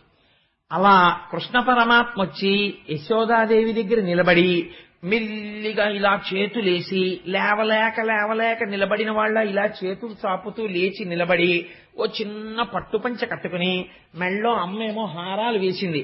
లేచి నిలబడి ఆ యశోద పట్టుకొంగు పట్టుకుని అక్కడి నుంచి ఇంకా నిలబడదామని కాదు, బుడిబుడి అడుగులు ఇలా తడబడిపోతుంటారు కదా, అది గట్టిగా పట్టుకుని ఇలా ఉయ్యాలా ఊపినట్టుగా ఉయ్యాలా ఊగుతున్నట్టు అమ్మ కొంగట్టుకుని ఊగుతుండేవాట. ఊగుతుంటే మరి ఇలా వేసుకున్న పమిట జారిపోదు. అమ్మేమో ఒరే పమిట కొంగట్టుకుని ఉయ్యాలలో కూడా ఏంటే అలా పిల్లాన్ని ఇలా లాగేదిట. ఇది మెల్లిమెల్లిగా ఈ అలవాటు ఎక్కడి వరకు వెళ్ళిందంటే యశోదమ్మ చీర కొంగు పట్టుకునేవాడు. కొన్నాళ్లు పోయిన తర్వాత అలా ఒరే పట్టుకోకు, నేను పడిపోతాను, నువ్వు పడిపోతాను, గభాలను వెనక్కి తిరిగేటప్పటికీ కాళ్ళు తనుకుంటా పట్టుకోకు అనేది అని వీడు పమిట కొంగు కట్టుకుంటున్నాడని ఆవిడ ఇలా తీసి ఇలా దోపేసుకోవడం మొదలెట్టింది. అమ్మ పమిట కొంగులా మనకు ఆధారం ఏది, అది పట్టుకుని మనం ఇలా తడబడుతూ ఊగేందుకు ఏం దొరుకుతుందని చూశాడు. ఆవులు కనపడ్డాయి. వీటి తోకలు పట్టుకుంటే బాగుంటుంది అనుకున్నట్ట అనుకుని ఆక్కుంటూ ఆవు వెనకాతలకెళ్ళి ఆవులు ఏం అదృష్టం చేసుకున్నాయండి నిజంగా. దానికి పైగా తెల్లటి తోక నల్లటి కుచ్చు వేలాడుతుంటుంది. ఆ నల్లటి కుచ్చు అట్టుకుని జాగ్రత్తగా తోకట్టుకుని పైకి లేచేవట. తోక ఇలా మర్రి ఊడ వేళ్లాడినట్టు వేళ్లాడుతుంది. ఇంకా తోకట్టుకుని ఇటు నడవా అటు నడవా. ఆవేమో వెనక్కి అడుగులయ్యా పక్కలకు అడుగులయ్యా ఇలా వెనక్కి తిరిగి చూస్తూ ఉండను. ఇంతలో యశోద ఏమిటి అల్లరని పైకొచ్చి చూసేటప్పటికి తోకట్టుకు ఆడుతుండేవాడు. ఉరే ఆవు తోకట్టుకు ఆడుతున్నావు, దాన్ని డెక్క పెట్టి తొక్కేసిందంటే ఆ చిన్ని కాళ్ళు పచ్చడైపోతాయిరా, నీకు బుద్ధి లేదని చెప్పి తీసుకుని ఒక్కటి కొడదామని ఇలా చెయ్యెత్తి చూసి ఆయన్ని కొట్టడమే. ఆయన ముఖం వంక చూసి ఆ బుగ్గలు చూసి ఓ దొంగ నవ్వు నవ్వేసేవాడు. ఆ నవ్వు చూసి ఆ వస్తున్న పళ్ళు చూసి ఆ ఎర్రటి నోరు చూసి ఆ నల్లటి కళ్ళు చూసి ఆ గిరజాల జుత్తు చూసి ఆ 2 చేతులు ఎత్తి అమ్మ భుజాల మీద వేసేసి అమ్మ కంఠం కింద తల పెట్టేసి పకపక నవ్వేసి అమ్మ వంక ఇలా చూసి అమ్మ బుగ్గలు అట్టుకుంటే పొంగిపోయింది. అబ్బా నాకిస్తయ్యా అని నాన్న పట్టుకోకరా అనేదిట అని మళ్ళీ కింద దింపేస్తుండేదిట. ఇవన్నీ దేనికోసం? ఇక్కడ మనకి నిలబడ్డం కోసం ఆయన చేసిన ప్రయత్నం. ఇలా అయితే వీళ్ళు బాగా నన్ను లోపల పెట్టుకుంటారని ఇంత అల్లరి చేశాడు ఆయన అని.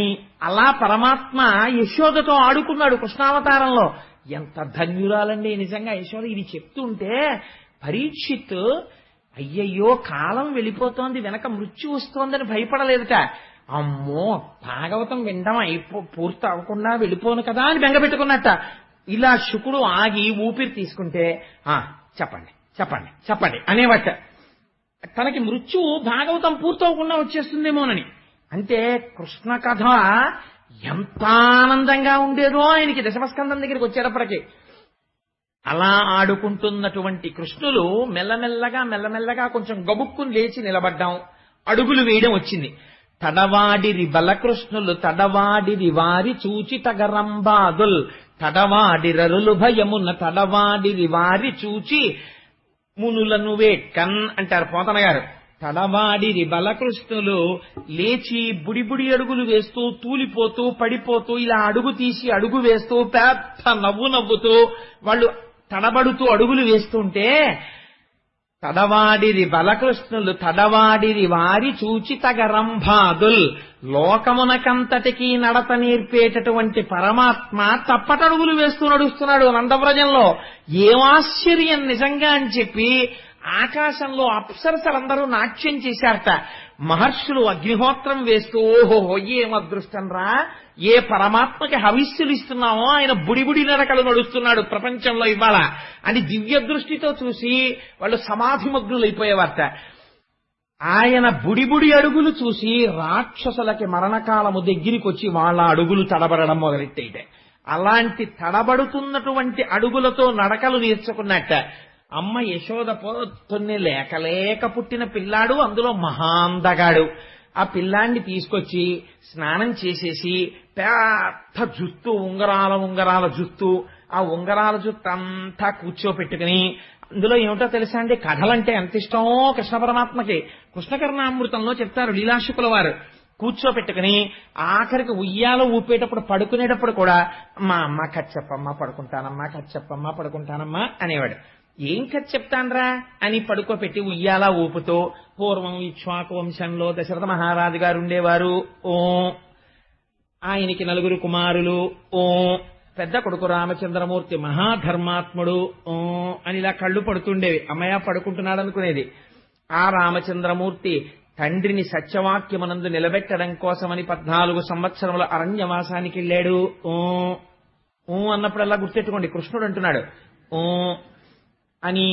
ఆయన అరణ్యవాసానికి వెళ్లిన తర్వాత సీతమ్మ తల్లిని దుర్మార్గుడైన దశకంఠుడైన రావణాసురుడు అపహరించి తీసుకుపోయాడు అనేటప్పటికీ ఆ ఉయ్యాలలో పడుకున్న కృష్ణుడు ఒక్కసారి ఉయ్యాల్లోంచి లేచి లక్ష్మణ ఇలా పట్ల ధనస్సు అన్నట్ట. ఎక్కడికి పోతుంది తత్వం, కిందటి జన్మలో రాముడు ఆయనే. అందుకని ఉలిక్కి పడిందిట యశోద. ఇదేమిటి వీడికి ఈ కథ ఇక్కడ వరకు చెప్పిన తర్వాత ధనస్సు పట్టమంటాడేమిటని వెంటనే విష్ణుమాయ కమ్మించేసి అమ్మ దగ్గర దొంగ నవ్వు నవ్వేసి మళ్ళీ పడుకునేవాట. ఓహో ఇది రామావతారం కదా అనుకునేవాట. అలా ఆ కథలు వింటుండేవాడు.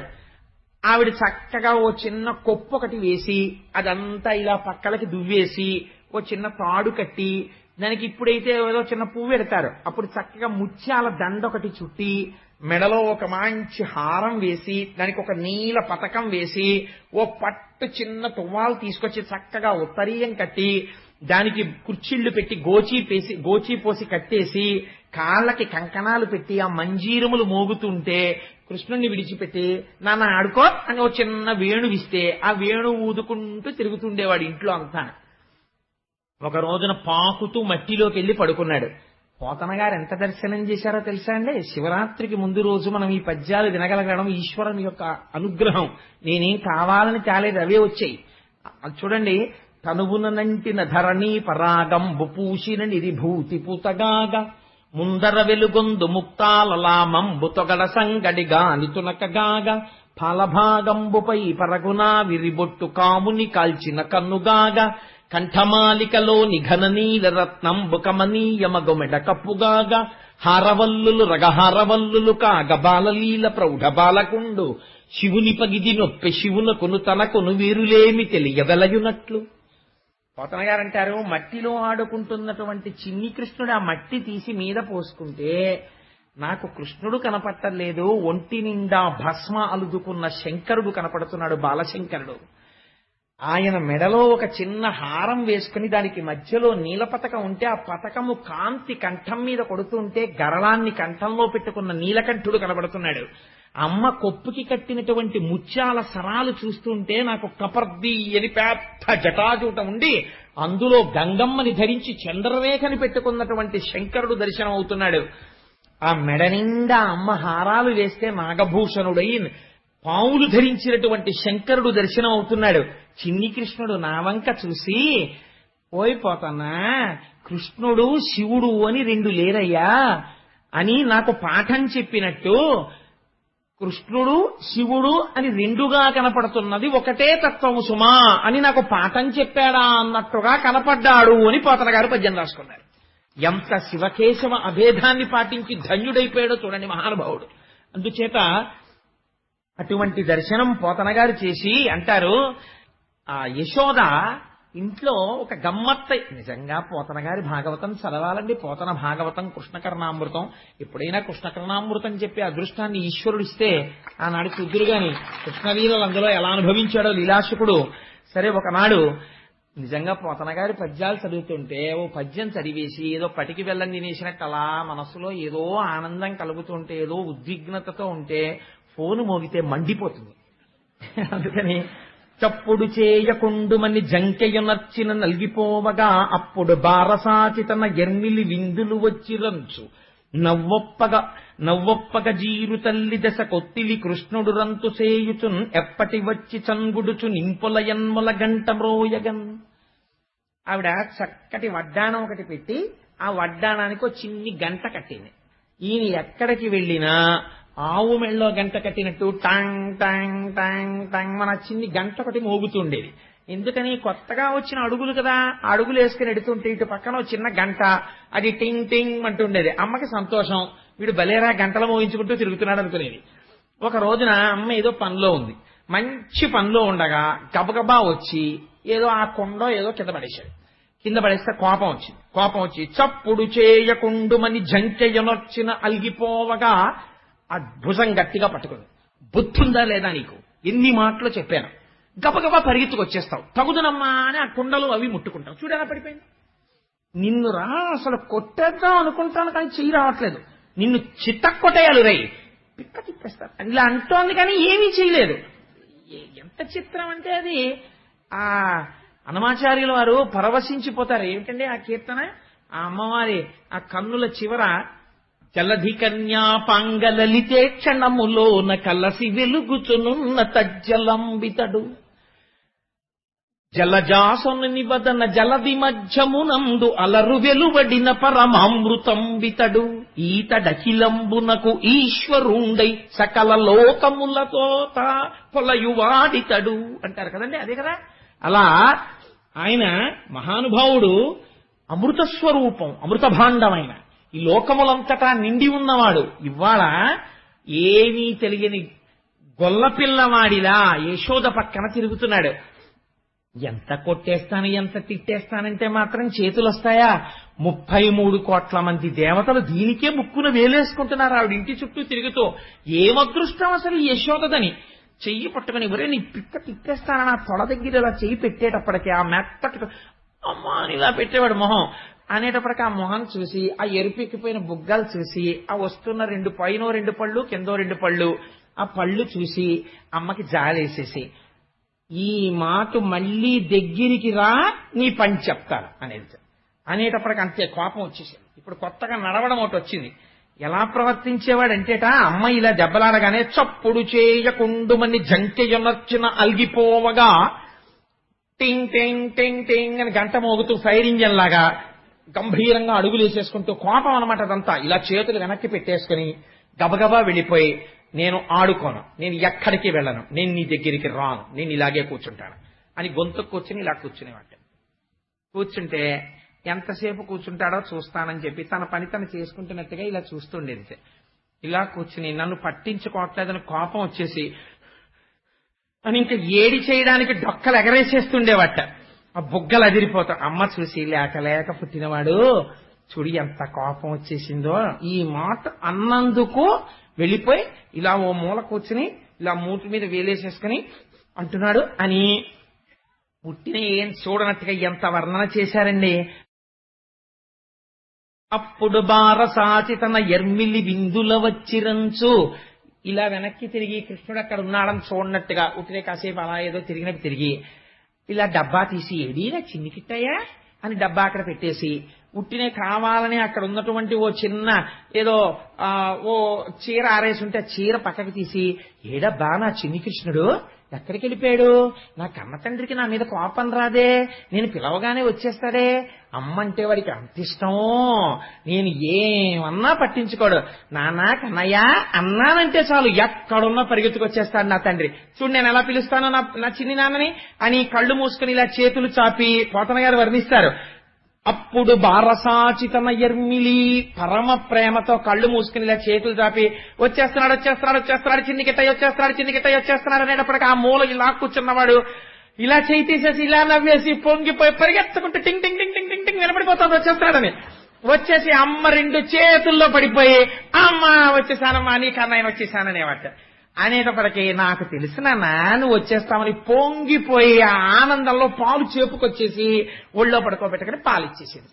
ఏమీ తెలియని వాళ్ళ పాలు తాగేసి అమ్మ వంకు ఇలా ఓ దొంగ చూపు చూసేసి సంతోషపడిపోయి టింగ్ టింగ్ అని గంట కొట్టుకుంటూ బయటికి వెళ్ళిపోయేవాడు.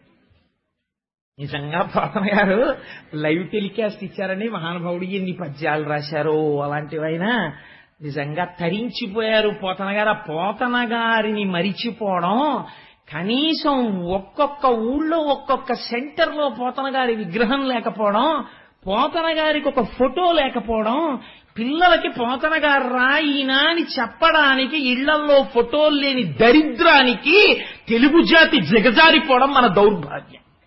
అంతటి మహానుభావుడైన అమ్మ దగ్గర ఇంత అమాయకంగా నటించిన వాడు అమ్మని మభ్యపెట్టి వల్లవ గృహనవనీతములెల్లను భక్షించి వచ్చి ఎరుగని భంగిన్ తల్లిగదిచి చిట్టాడుచు అల్లనచను బొవ్వ పెట్టు అవ్వాయనుచున్ అందరిళ్లలోకి వెళ్ళిపోయేవట. ఇప్పుడు అమ్మ ఇంకా నమ్మేసింది కదా, అందుకని వెళ్ళిపోయి గబగబా అన్ని ఇళ్లలో ఉన్న వెన్న నెయ్యి అన్ని తినేసేవాడు. తినేసి ఆయనది ఏం సామాన్యమైన బజ్జ అండి, అందులో అన్ని లోకాలు ఉన్నాయి. అమ్మ నమ్మకుండా ఉండాలని మూతంతా తుడిచేసుకునేవట. బయటే శుభ్రంగా ఆడుకుని వచ్చిన వాళ్ళ మట్టి అవి చేతులకి ఒంటికి బాగా పూసేసుకుని బయటే ఒరే చెప్పకండి అనేవాడు అని ఆ ఆకులకి అలమలకి తుడిచేసేవాడు. ఆవులకి రాసేసేవాడు ఆ వెన్న నెయ్యిని రాసేసి ఇంట్లోకి వస్తూనే ఒంటి తలుపులు అవన్నీ మధ్యలో ఇలా అడ్డంగా ఉండి ఆ తలుపు ఇలా తోస్తా అమ్మ ఆకలేసేస్తోందమ్మా బువ్వ పెట్టమ్మా అమ్మ నాకు బువ్వ పెట్టమ్మా అంటూ ఇంట్లోకి వచ్చేవాడు. అమ్మ అనుకునేది పాపం ఎంత ఆకలిస్తుందో, ఇందాక ఎప్పుడో పాలు తాగి వెళ్ళిపోయాడు పిల్లాడు, చెప్పి దానన్నా బువ్వ పెడతాను అని చెప్పి నీ కోసం పప్పు వండాను, నీ కోసం చక్కెర పొంగలు వండాను అని అన్నీ కూర్చోపెట్టి కలిపి నోట్లో పెడితే కథ చెప్పు తింటాననేవాడు. మళ్ళీ ఇదోటి లంచం ఓ కథ ఏదో. అప్పుడు స్వామి మత్స్యావతారం ఎత్తారు అంటే ఏమీ తెలియని వాళ్ళ అంటూ గుటుక్కుని మింగేస్తే అంతా పెట్టేసి ఏ గొల్ల కాంతలో వచ్చి చూసేశారేమోనని ఆవిడికి బెంగ. ఆఖరణం ముద్దిలా ఉప్పు తీసేసి ఇరుగు దిష్టి పొరుగు దృష్టి వాళ్ళ దృష్టి వీళ్ళ దృష్టి అన్ని పటాపంచలు అయిపోవాలని తీసుకెళ్లి వీధిలో పారేసి నాన్న మూతి కడిగేసుకొని మూతి కడిగేసి కాసేపు బొజ్జ పైకొచ్చింది దృష్టి తగులుతుంది అందుకని చెప్పి పై వరకు కట్టేసుకుని పడుకో కాసేపు అని పడుకోబెట్టేసి ఏం చేసి వచ్చాడు, ఊళ్ళో వెనలని తినేసి వచ్చాడు. ఈ పిచ్చి తల్లి అనుకునేది పాపం నేను పెట్టిన బువ్వే తిన్నాడు బొజ్జ పైకి వచ్చిందని దృష్టి తగిలేస్తుంది అనుకునేది ఈవిడే. ఎంత నిజంగా ఎన్ని విన్యాసాలు చేశారండి దశమస్కంధంలో. ఈలోగా రావలసిన వాళ్ళందరూ రానే వచ్చేశారు. శివరాత్రి నాడు భక్తులు గుడికి వచ్చేసినట్టు వచ్చేశారు అందరూ.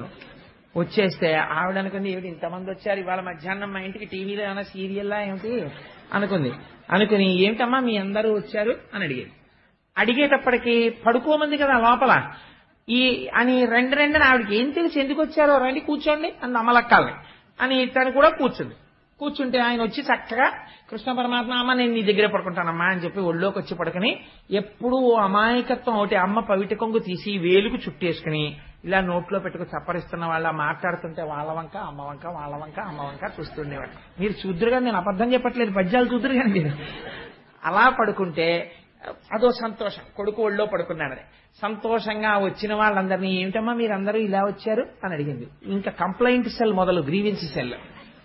ఈవిడికి ఆ సంగతి తెలియదు పాపం. ఈయన ఏ ఇంట్లో తిన్నా వెన్న నెయ్యి తింటాడు. మీరు ఇది బాగా జ్ఞాపకం పెట్టుకుంటే నేను ఒక రహస్యం చెప్పేసి ఆ చోరలీల గురించి ఆ వర్ణన చేస్తానంటే దాన్ని చెప్పే ప్రయత్నం చేస్తాను. చూడండి, కృష్ణుడు ఎప్పుడు తిన్న వెన్న తింటాడు, ఎందుకు తింటాడు మీరు ఆలోచించండి.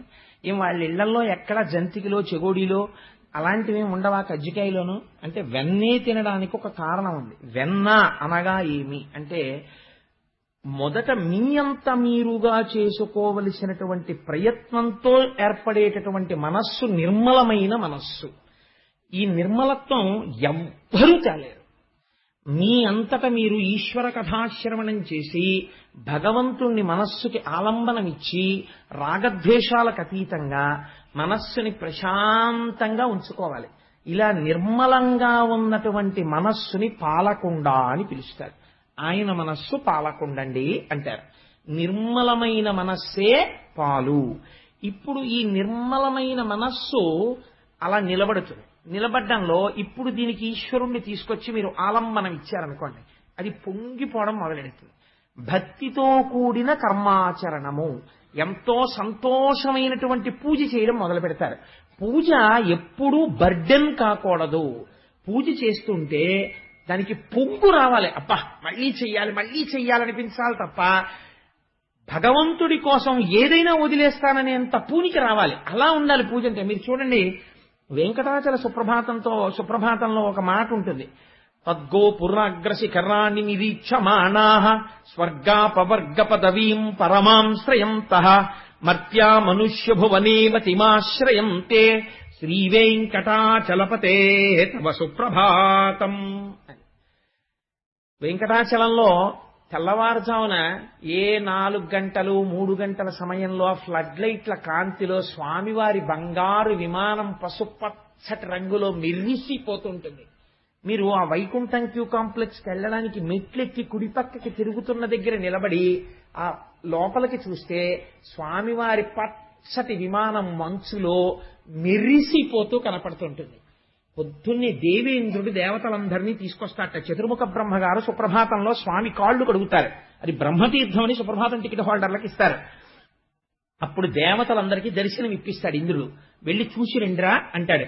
యోషా గణైన విరదగ్ని విమధ్యమాని ఘోషాలయేషు దిమంధన తీవ్ర ఘోషాః. కృష్ణావతారాన్ని గుర్తు చేస్తారు అందులో. తంత్రీ ప్రకర్ష మధుర స్వనయా విపంచ గాయత్యనంత చరితం తవ నారదోపి భాషా సమగ్రమ సత్కృత్కరచారు రమ్యం. నారదాది మహర్షులు వచ్చి కీర్తనలు చేస్తుంటారు. ఈ దేవతలందరూ లోపలికెళ్లి స్వామి దర్శనం చేసుకుని పొంగిపోయి ఆనంద నిలయంలోంచి బయటికి వచ్చాక ఇంద్రుడు ఒక్కొక్కడిని పిలుస్తాట. రండి రండి రండి రండి, టైం అవుతోంది, ఎవరి స్థితిలోకి వాడు వెళ్ళాలి, పదండి పదండి అంటట. అంటే ఇప్పటి వరకు ఇంద్రుడి దగ్గర ఇలా అనకవుగా ఉన్న వాళ్ళు అంటారట, వెళ్ళవా నేను రా అవతలకి, నేను రా అంటాను. ఏమిటి రాయ్ రానంటున్నావు? దేవలోకంలో పోస్ట్ అది పోతుంది తెలుసా? కంకణం వేయించుకోకుండా రోజు దర్శనం ఇప్పిస్తున్నాను, పోస్ట్ లో ఉన్నావు కాబట్టి రా అంటాట. అంటే వాళ్ళంటారట, వెళ్ళవా ఎవరికి కావాలి నీ పోస్టు, తీసేస్తే తీసేయి, ఇప్పుడే వీఆర్ఎస్కి అప్లికేషన్ ఇచ్చేసాను, యాక్సెప్ట్ చేసేయి, గొడవ వదిలిపోతుంది.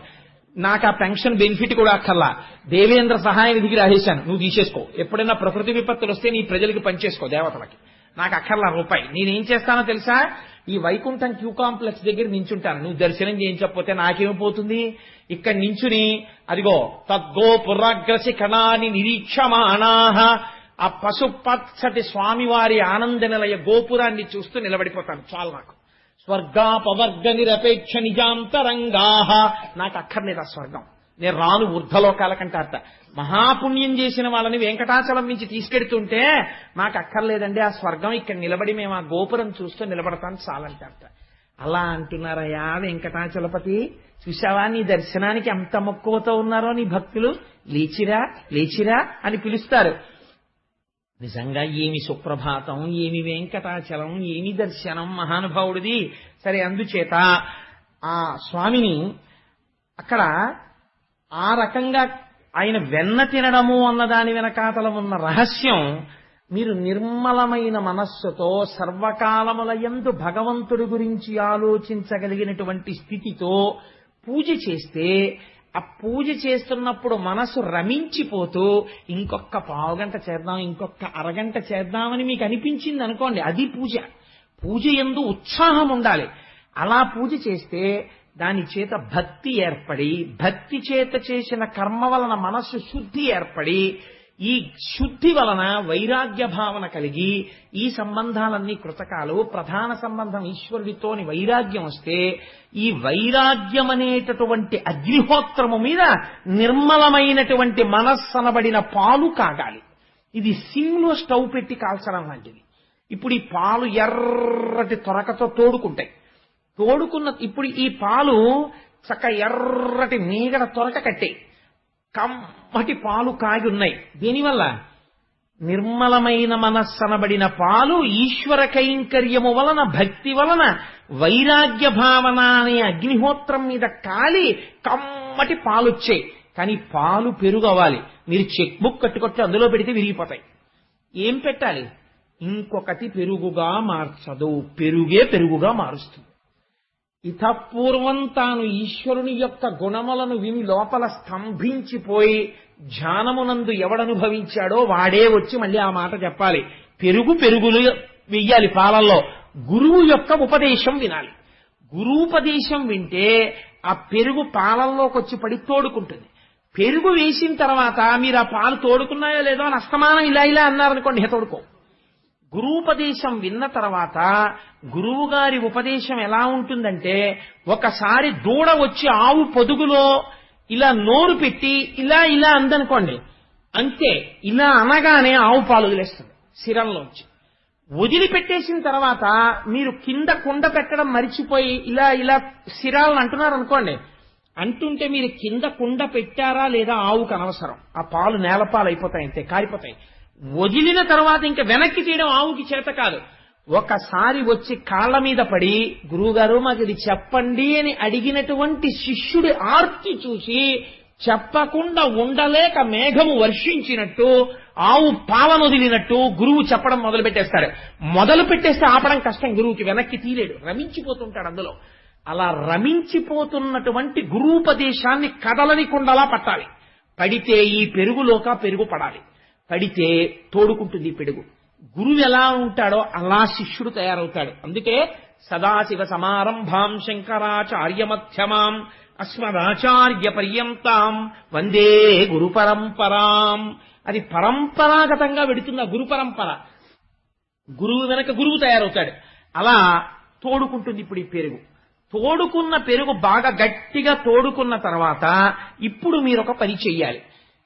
ఇతపూర్వం గురువులు చెప్పినటువంటి మాటల్ని ఈ చెవితో విని ఈ చెవితో వదలడం కాకుండా వారు చెప్పినటువంటి మాటల్ని లోపల బాగా తిప్పాలి.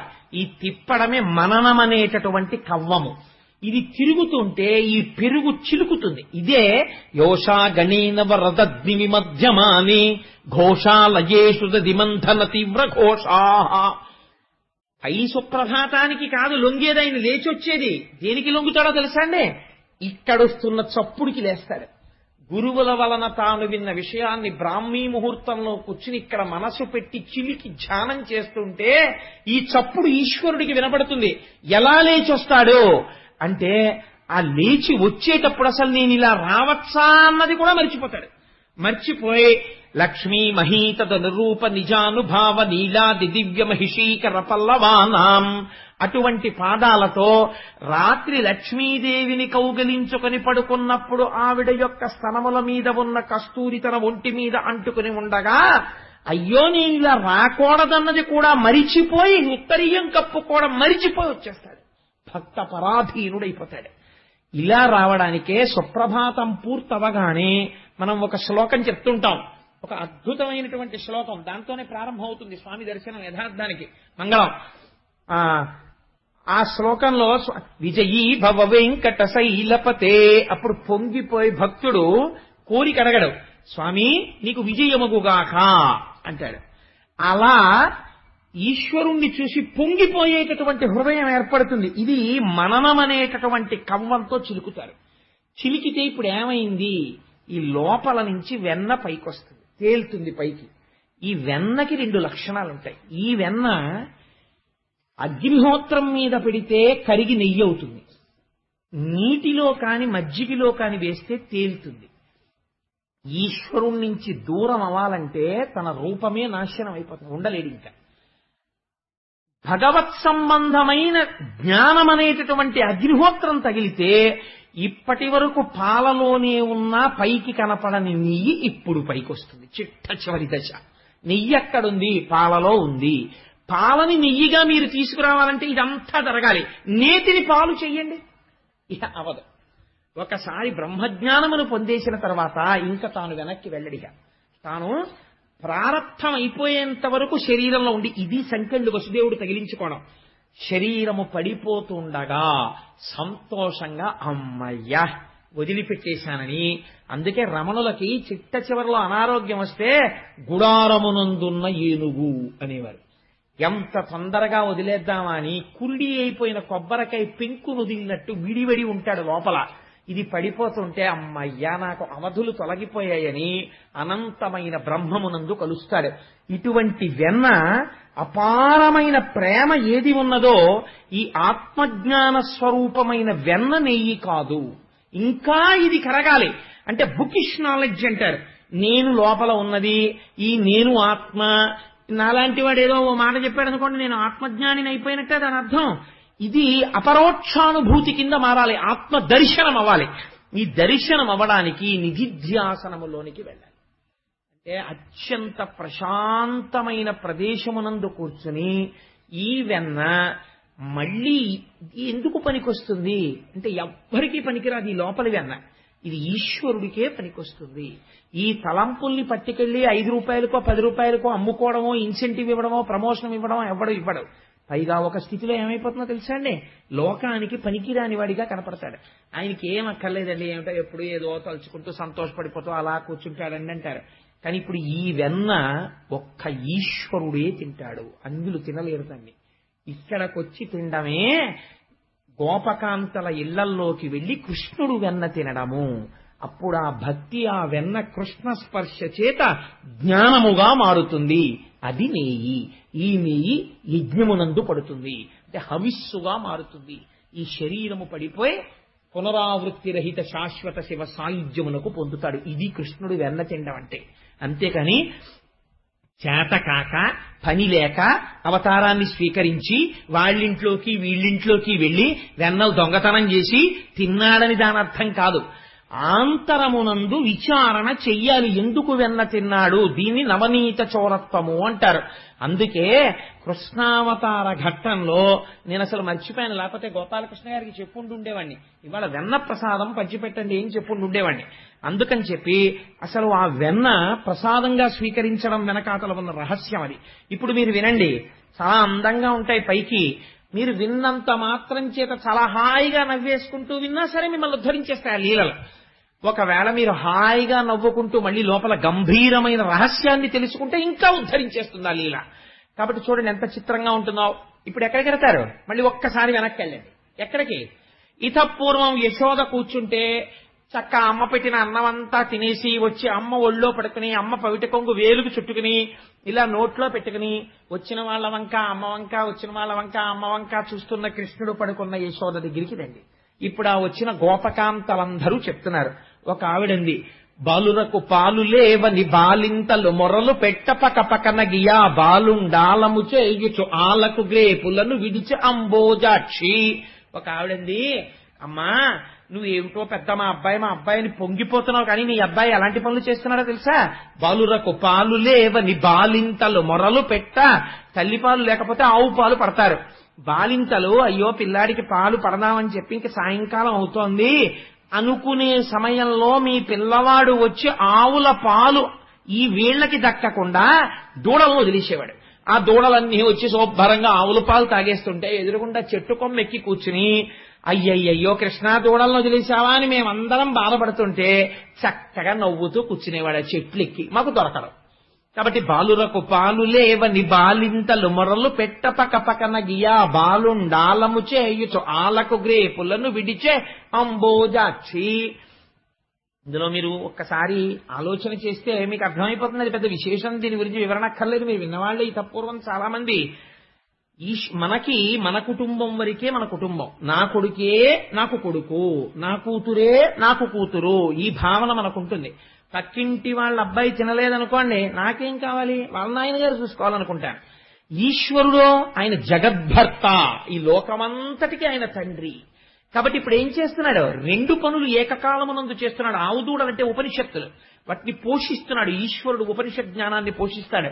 అందుకని దూడలు వదిలాడు. ఒకటి. రెండు, ఆవు దూడలు మాత్రం ఆ ఆవులు ఎక్కడికో వెళ్లి గడ్డి తిని కుడితి తాగి పాలగా మార్చి మా దూడను వదులుతారు, మా దూడ పాలు తాగాలని ఎంతో సంతోషంగా ఆరైపోతే మీరు ఎప్పుడైనా పశువుల కొట్టాల్లో చూడాలి. ఆ దూడలు కట్టుకొయ్యల నుంచి ఇలా ఇలా గుంజుకుంటూ ఉంటాయి. ఆ తల్లుల వంక చూసి వదిలిపెట్టమని తొందరగాను అంబే అంబే నరుస్తుంటాయి. అవేమో అంబా అంబా అని ఆ గడ్డి తినకుండా ఈ దూడల వంక చూసి తొందరగా వచ్చేయమని, దీనికో కట్టు దానికో కట్టు. పాపం అది ఊడదీసుకు రాలేదు. ఆ చిన్ని దూడలైతే ఇలా మడకి ఉరేసేసుకున్నట్టుగా ఇలా ఉంటాయి. అంటే అది ఊడిపోతుందేమో, అమ్మ దగ్గరికి పరిగెత్తుకెళ్ళిపోదామని. ఆఖరికి ఆ యజమాని వస్తాడు. వచ్చి ముందు ఆవు దగ్గరికి వెళ్ళడం, దూడ దగ్గరికి వెళ్ళి ఆ దూడ మెడలో ఉన్నటువంటి మూడు వదిలేస్తాడు. వదిలేయగానే దూడ పరిగెత్తుకుంటూ వెళ్ళిపోతుంది అమ్మ దగ్గరికి. మీరు అసలు ఆ సన్నివేశాలు చూడాలండి. ఎంత పరిగెత్తుకుంటూ వెళ్ళిపోతుందంటే చెంగు చెంగున గెంతుకుంటూ పరిగెత్తుకుంటూ వెళ్ళిపోయి అమ్మ పొదుగులో మూతి పెట్టేసి 3 మాటలు గబ గబ గుద్దేసి ఆ శిరాన్ని ఇలా నోట్లో పెట్టుకుని నాలికి ఇలా మడత పడేటట్టుగా పట్టుకుని చప్పరించి తాగుతుంటే ఆర్తితోటి ఇలా నురగలు వస్తుంటాయి. అంత తాగుతుంటే పొంగుతో ఆవిలా పక్కకి తిరిగి దాన్ని నాలికతో నాకుతూ తన వాత్సల్యం అంతా దూడ మీద చూపించి పాలు వదిలేస్తుంది. 2 గుక్కలు ఇది ఇంకా ఆకలి తీరదు. మనం ఆ దూడను లాగేసి స్తంభానికి కట్టేసి వీడి గిన్నెలోకి పితికేస్తుంటాడు వీడి పిల్లాడి కోసం. దాని దూడ దాని పిల్ల కాదు, నీ పిల్లడు నీకు ఎక్కువ, దాని దూడ నీకు తక్కువ. కానీ ఆ అరగంట ఆవు ఎంత క్షోభ అనుభవించిందో. ముందు అది కొంచెం కడుపు నిండిపోయిన తర్వాత దూడ కడుపు నిండా తాగింది. ఇంకింతకన్నా ఆవు దూడ ఎక్కువ పాలు తాగితే వాతం చేస్తుంది. అప్పుడు తెచ్చి కట్టి నువ్వు పాలు పెతుక్కో, ధర్మం అయిపోతుంది. ఏమో పాలన్ని ఇస్తుందో ఇవ్వదో, నా పిల్లాడికి ఉంటాయో ఉండవో, మిగిలితే దూడ తాగుతుంది, లేకపోతే ముందు నా పిల్లాడికి ఉండాలి. ఎంత క్రౌర్యం నీకు! ఈశ్వరుడికో ఆ ఆవు తన బిడ్డే, ఈ దూడ తన బిడ్డే, అందుకు ఆయన వదిలేడు. నువ్వు ఆయన్ని వంక పెట్టడం ఎందుకు? నువ్వా దొంగవి, ఆయన దొంగ. ఆయన దొంగ కాదు, నువ్వు దొంగ. నీ దొంగతనం దాచుకుని ఆయన ఎందుకు దొంగతనం చెప్తున్నావు నువ్వు? చోరలీలా అని ఎవరి దొంగ బ్రతుకు వాళ్ళది బయట పెడుతున్నాడు స్వామి. అందుకని బాలురకు పాలు లేవని బాలింతలు మొరలు పెట్టపక పకన గియా బాలుండాలము చేయుచు ఆలకు గ్రేపులను విడిచే అంబోజాక్షి పడతి నీ బిడ్డడు మా కడవలలో నున్న మంచి కాగిన పాల పడచులకు పోసి చిక్కిన కడవలపో నడిచే ఆజ్ఞ కలదో లేదో. ఇంకో ఆవిడంది ఎంత దెప్పి పొడిచిందో చూడండి. అంటే you don't have any discipline, నీకు అసలు క్రమశిక్షణ లేదమ్మా. మీ పిల్లాడికి ఎలా వస్తుంది? ఎక్కడి నుంచి వస్తుంది? ఏం చేశాడో తెలుసా? మా ఇంట్లో పాలన్నీ కుండల్లో ఎర్రగా కాచాం. అందులో గ్యాస్ స్టవ్ మీద గిన్నెలో కాచుకోవడం వేరు. ఎప్పుడైనా పల్లెటూళ్ళలో కుండలో పాలు పిడకల మీద కాచిన పాలు చూడాలి, ఏమి కమ్మతనమో ఆ పాలు, ఆ పెరుగు. అందుకని అటువంటి పాలు ఎర్రటి తెట్టు కడితే అట్లాంటి పాలు చక్కగా గోరువెచ్చగా ఉంటే పిల్లలందరినీ తీసుకుని చప్పుడు లేకుండా ఇంట్లోకి వచ్చేసి కుండలు ఎత్తేసి గుడుగుడు గుడుగుడు గుడుగుడు గుడుగుడు పాలన్నీ తాగేసి పోని వెళ్ళిపోయాడా? ఆ కడవలన్నీ కింద బారేసి వాటిని తొక్కుకుంటూ అడుగులేసుకుంటూ వెళ్ళిపోయారు బోర్లించేసి. పాలు పోయే, కడవలు పోయే. ఇది ఎక్కడ పిల్లాడమ్మా? పడతి నీ బిడ్డడు మా కడవలలో నున్న మంచి కాగిన పాల పడచులకు పోసి చిక్కిన కడవలపో నడిచే ఆజ్ఞ కలదో లేదో. ఒకరికి పెట్టడం అన్నది అసలు లేకుండా ఎప్పుడు తన కోసమే దాచుకునే వాళ్ళ ఇంట్లో ఐశ్వర్యాన్ని ఈశ్వరుడు ఎలా తీసేస్తాడో ఎవరికీ తెలియదు. సిరిదా వచ్చిన వచ్చును సలలితముగ నారికేల సలిలము భంగిన్ సిరిదా పోయిన పోవును కరిమింగిన వెలగ పండు కరణిని సుమతి. ఏనుగు వెలగపండు మింగుతుంది, ఎలా మింగిందో అలా బయటకు వదిలేస్తుంది. అదేటో వెలగపండు కన్నం కూడా లేదు. అయ్యయ్యో లోపల గుజ్జు జీర్ణం అవ్వలేదని పగల కొడితే లోపల ఇంత ఉండదు, జీర్ణం అయిపోతుంది. ఎలా జీర్ణం చేసింది పగలకుండా డిప్ప? ఏనుక్కి తెలియాలి. ఇలా పెట్టడం రాని ఇంట్లోంచి అలా తీసుకెళ్లిపోవడం లక్ష్మీదేవిని నారాయణుడికి తెలుసు. నిశ్శబ్దంగా తీసుకెళ్లిపోతాడు. అందుకే కడవల్ని కూడా తొక్కుకుంటూ వెళ్ళిపోయాడు. అంటే ఆ ఇంట ఉన్న వాళ్ళని కూడా తొక్కి అవతల పారేశాడు సుమా. కాబట్టి ఇలా పెట్టడం నేర్చుకో, నీ జీవితం వృద్ధిలోకి వస్తుంది. ఇలా నువ్వు ఏది పెట్టావో అదే నీకు ఆస్తి, అది నిన్ను కాపాడుతుంది, ఆ పుణ్యం. కాబట్టి పుట్టి పుట్టడు నేడు దొంగిలబోయి వారిల్లు సొచ్చి కడవలు అందక పీటలు రోలు ప్రోవిడి ఎక్కి చేపెట్ట జాలక కుండ కిందొక పెద్ద తూటురరించి నీ పట్టి మిగడపాలు చెరలు పట్టి త్రావెతలోదరి. కొంచెం ఈవిడి ఎవరికో కాస్త తెలివైంది. అప్పటికే తెలుసుకుంది దొంగతనాలు చేస్తున్నాడు, కృష్ణుడు వచ్చేస్తున్నాడు, కింద పెడితే తాగేస్తున్నాడు, కుండల పగల కొట్టేస్తున్నాడు. అందుకని కోడల్ని పిలిచి చెప్పింది, కింద పెట్టకు, పాలు కాగే వరకు అక్కడే ఉండి తోడు పెట్టేసి ఉట్టి కట్టి పైన పెట్టే. ఇంతే ఉంటాడు కదా, అందరు గొడవలేదండి. కట్టేసి హాయిగా పడుకుంటే రానే వచ్చేసాడు. చూశాడు, అమ్మా ఎంత తెలివైందనివే, నాకు తెలియదు అనుకుంటున్నావా, నువ్వు ఎక్కడ పెడితే మాత్రం ఈశ్వరుడు ఐశ్వర్యం తీసేయాలనుకుంటే నువ్వు ఎక్కడ పెడితే మాత్రం తీలేడండి. అందుకని ఆయన ఎక్కడున్నా వెన్న తింటాడు, రెండో అర్థం ఆ భక్తిని. కాబట్టి పీటలు రోలు ప్రోవిడి, రోళ్లు పీటలు వేశాడు. ఎక్కి చేపెట్టదాలక చెయ్యి అందలేదు. అందుకని ఆలోచించాడు, ఏం చేయడం రా, ఇన్ని వేసినా ఇంకా అందట్లేదు, పక్కింట్లోంచి వేరే మెటీరియల్ తేవక్కర్లేదు, ఇంట్లో ఉన్నది చాలు. కాబట్టి ఏం చేద్దాం అనుకున్నాడు. ఓహో, ఒక ఆలోచన చేస్తే పోలా, గొడవ వదిలిపోతుంది, చెయ్యి పెట్టడం తినడం ఎందుకు, కింద ఒక అన్నం పెట్టేస్తానని ధారాపాత్రకి పెట్టినట్టు ఒక అన్నం పెట్టాడు. చక్కగా కారిపోతుంది వెన్న. రెండు ఫాల్ ఇన్ లైన్ అన్నాడు. ఒకటి తర్వాత ఒకటి వచ్చి చక్క చెరలు పట్టి త్రావెతలోదరి.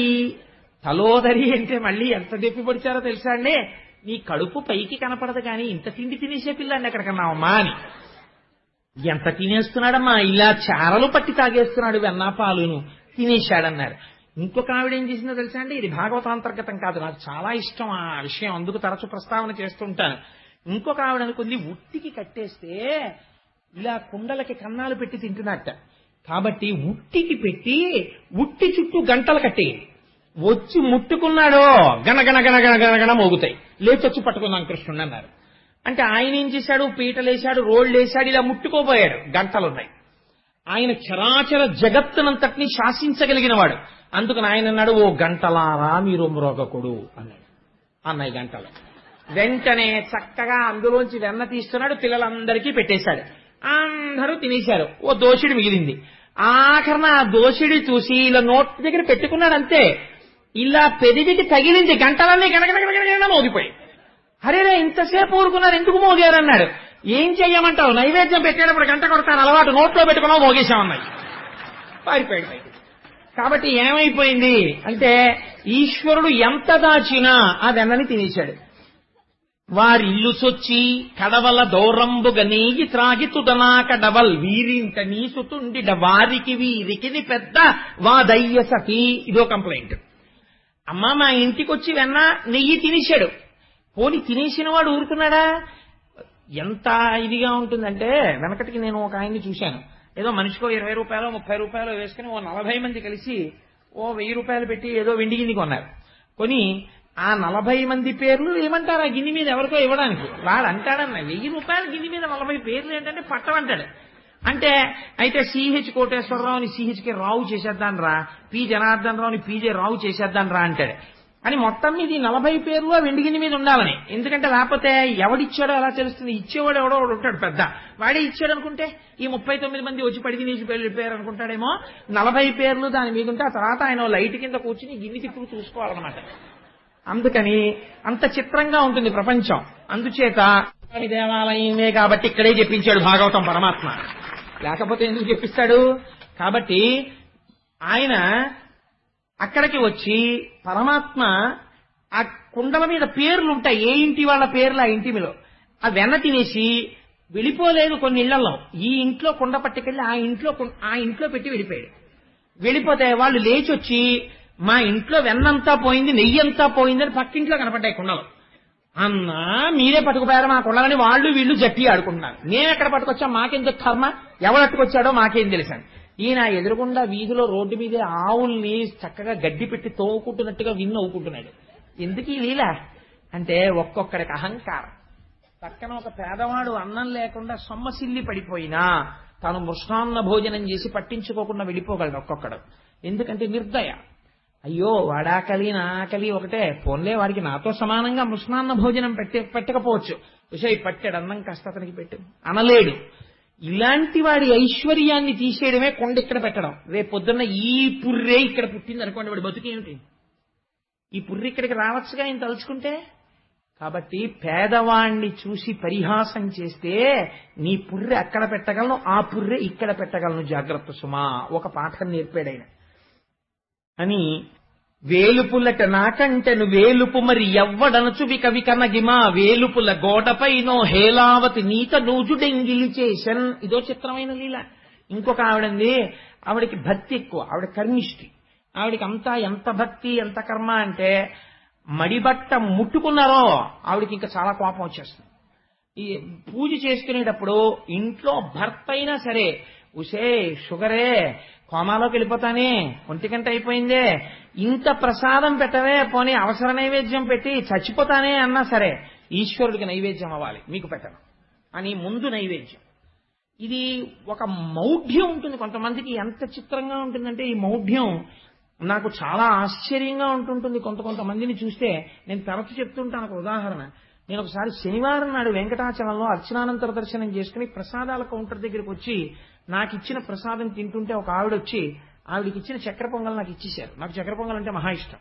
అంటే నేను ఎవరిని తెమ్మని కాదు మహాప్రభు, అంటే ఆ చక్కెర పొంగల్ అంటే నాకు ఎందుకో చిన్నప్పటి నుంచి చాలా ఇష్టం. నాకు ఆవిడ చక్కెర పొంగల్ ఇస్తే నేను చాలా సంతోషించి తీసేసుకున్నాను గబుక్కుని. కానీ అనుమానం వచ్చింది, అమ్మ మీరు తీసుకోరా అని అడిగాను. అడిగితే ఆవిడంది వాళ్ళ శనివారం నేను తిన్నది.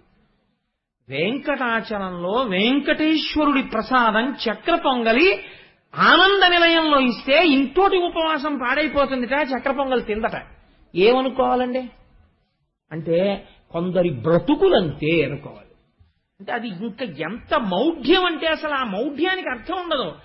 ఒక్క మాట, ఈశ్వరుడు ఈ రోజు వెంకటాచలపతి తన చేతితో నేను చేసిన ఉపవాసములకు మెచ్చి ప్రసాదముగా నాకు ఇది ఇచ్చాడు, అనుగ్రహం నాకు ఇవ్వాల్సి చేస్తున్న ఉపవాసమే పూర్ణాహుతి ఉపవాసం. అసలు అనుకున్న ఆవిడ తినగలిగితే ధన్యురాలు అయిపోయింది. నాకు నోట మాట రాలేదే, ఆవిడ వెళ్ళిపోయింది, ఇది విషయం అనుకోండి, చక్ర పొంగల్ వేరే విషయం. కాబట్టి వేలుపుల్లట నాకంటేను ఇలాంటి మౌఢ్యాన్ని చూసి ఆయన పరిహాసం చేస్తున్నాడు. ఒక ఆవిడ చక్ర పొంగల్ ఎట్టింది, పులిహార ఎట్టింది, దేవుడికి కూడా పెట్టదో పట్టాన. అవన్నీ కప్పేసి ఓ స్తోత్రం మీద స్తోత్రం, ధ్యానం మీద ధ్యానం, ఒక్కొక్కళ్ళకు ఉంటుంది 46 స్తోత్రాలు చదవాలి. అందుకని ఆ 46 అయిపోయేంత వరకు ఎవ్వరికి అర్థం కావు 46 ఏమిటో. ఏం చదివిందో ఆవిడికి తప్ప ఈశ్వరుడికి కూడా తెలియదు. ఇలా విని సరస్వతీదేవిని తీసుకొచ్చి ఆవిడ ఏం చదువుతోందో చెప్పమ్మా అంటే సరస్వతీదేవిలా విన్నా కూడా అర్థం కాదు. ఎందుకంటే విశ్వం ఒకటే తెలుస్తుంది మనకి. ఆ తర్వాత ఎప్పుడో వనమాలి గజీశాంగి అర్థం ఉంది, లోపల వెళ్ళిపోతుంది. ఎందుకంటే ఆఫీస్ టైం అయిపోతుంది, 46 అయిపోవాలి. ఎందుకు 46? శ్రీరామ రామ రామే తిరమే రామే మనోరమే అనొచ్చు నీకంత టైం లేకపోతే. కానీ అలా అందరం అలా అంటే కొంపలడిపోతాయంట. అది ఒక వెర్రి, దానికి అర్థం ఉండదు. ఇంకా ఈశ్వరుడు కూడా మార్చలేడని నేను ఇందుకు పాపం కట్టుకోవాలి, మారుస్తాడేమో నాటికైనా. ఇలాంటి మౌఢ్యం అసలు ఎప్పటికీ మెట్టెక్కనివ్వదు. అది జారుడు మెట్టులా నాచు మెట్టులా లాగేస్తుంటుంది కిందకి. ఆ మౌఢ్యమునందు చిక్కు పడిపోయి ఉండిపోతారు. కాబట్టి కృష్ణుడు ఇలాంటి వాళ్ళను ఉద్దేశించి ఎంత చిత్రమైన లీల చేశాడో చూడండి. ఈవిడ కళ్ళు మూసుకుని ఓ చదివేస్తోంది స్తోత్రాలు, ఆయన వచ్చేసి చక్కగా కూర్చుని గడప మీద ఈ చక్కెర పొంగలి పులిహార అన్ని తినేసి కొద్దిగా మిగిలిపోయిన ఎంగిలంతా దేవుళ్ళ మూతులకి రాసేశాడు.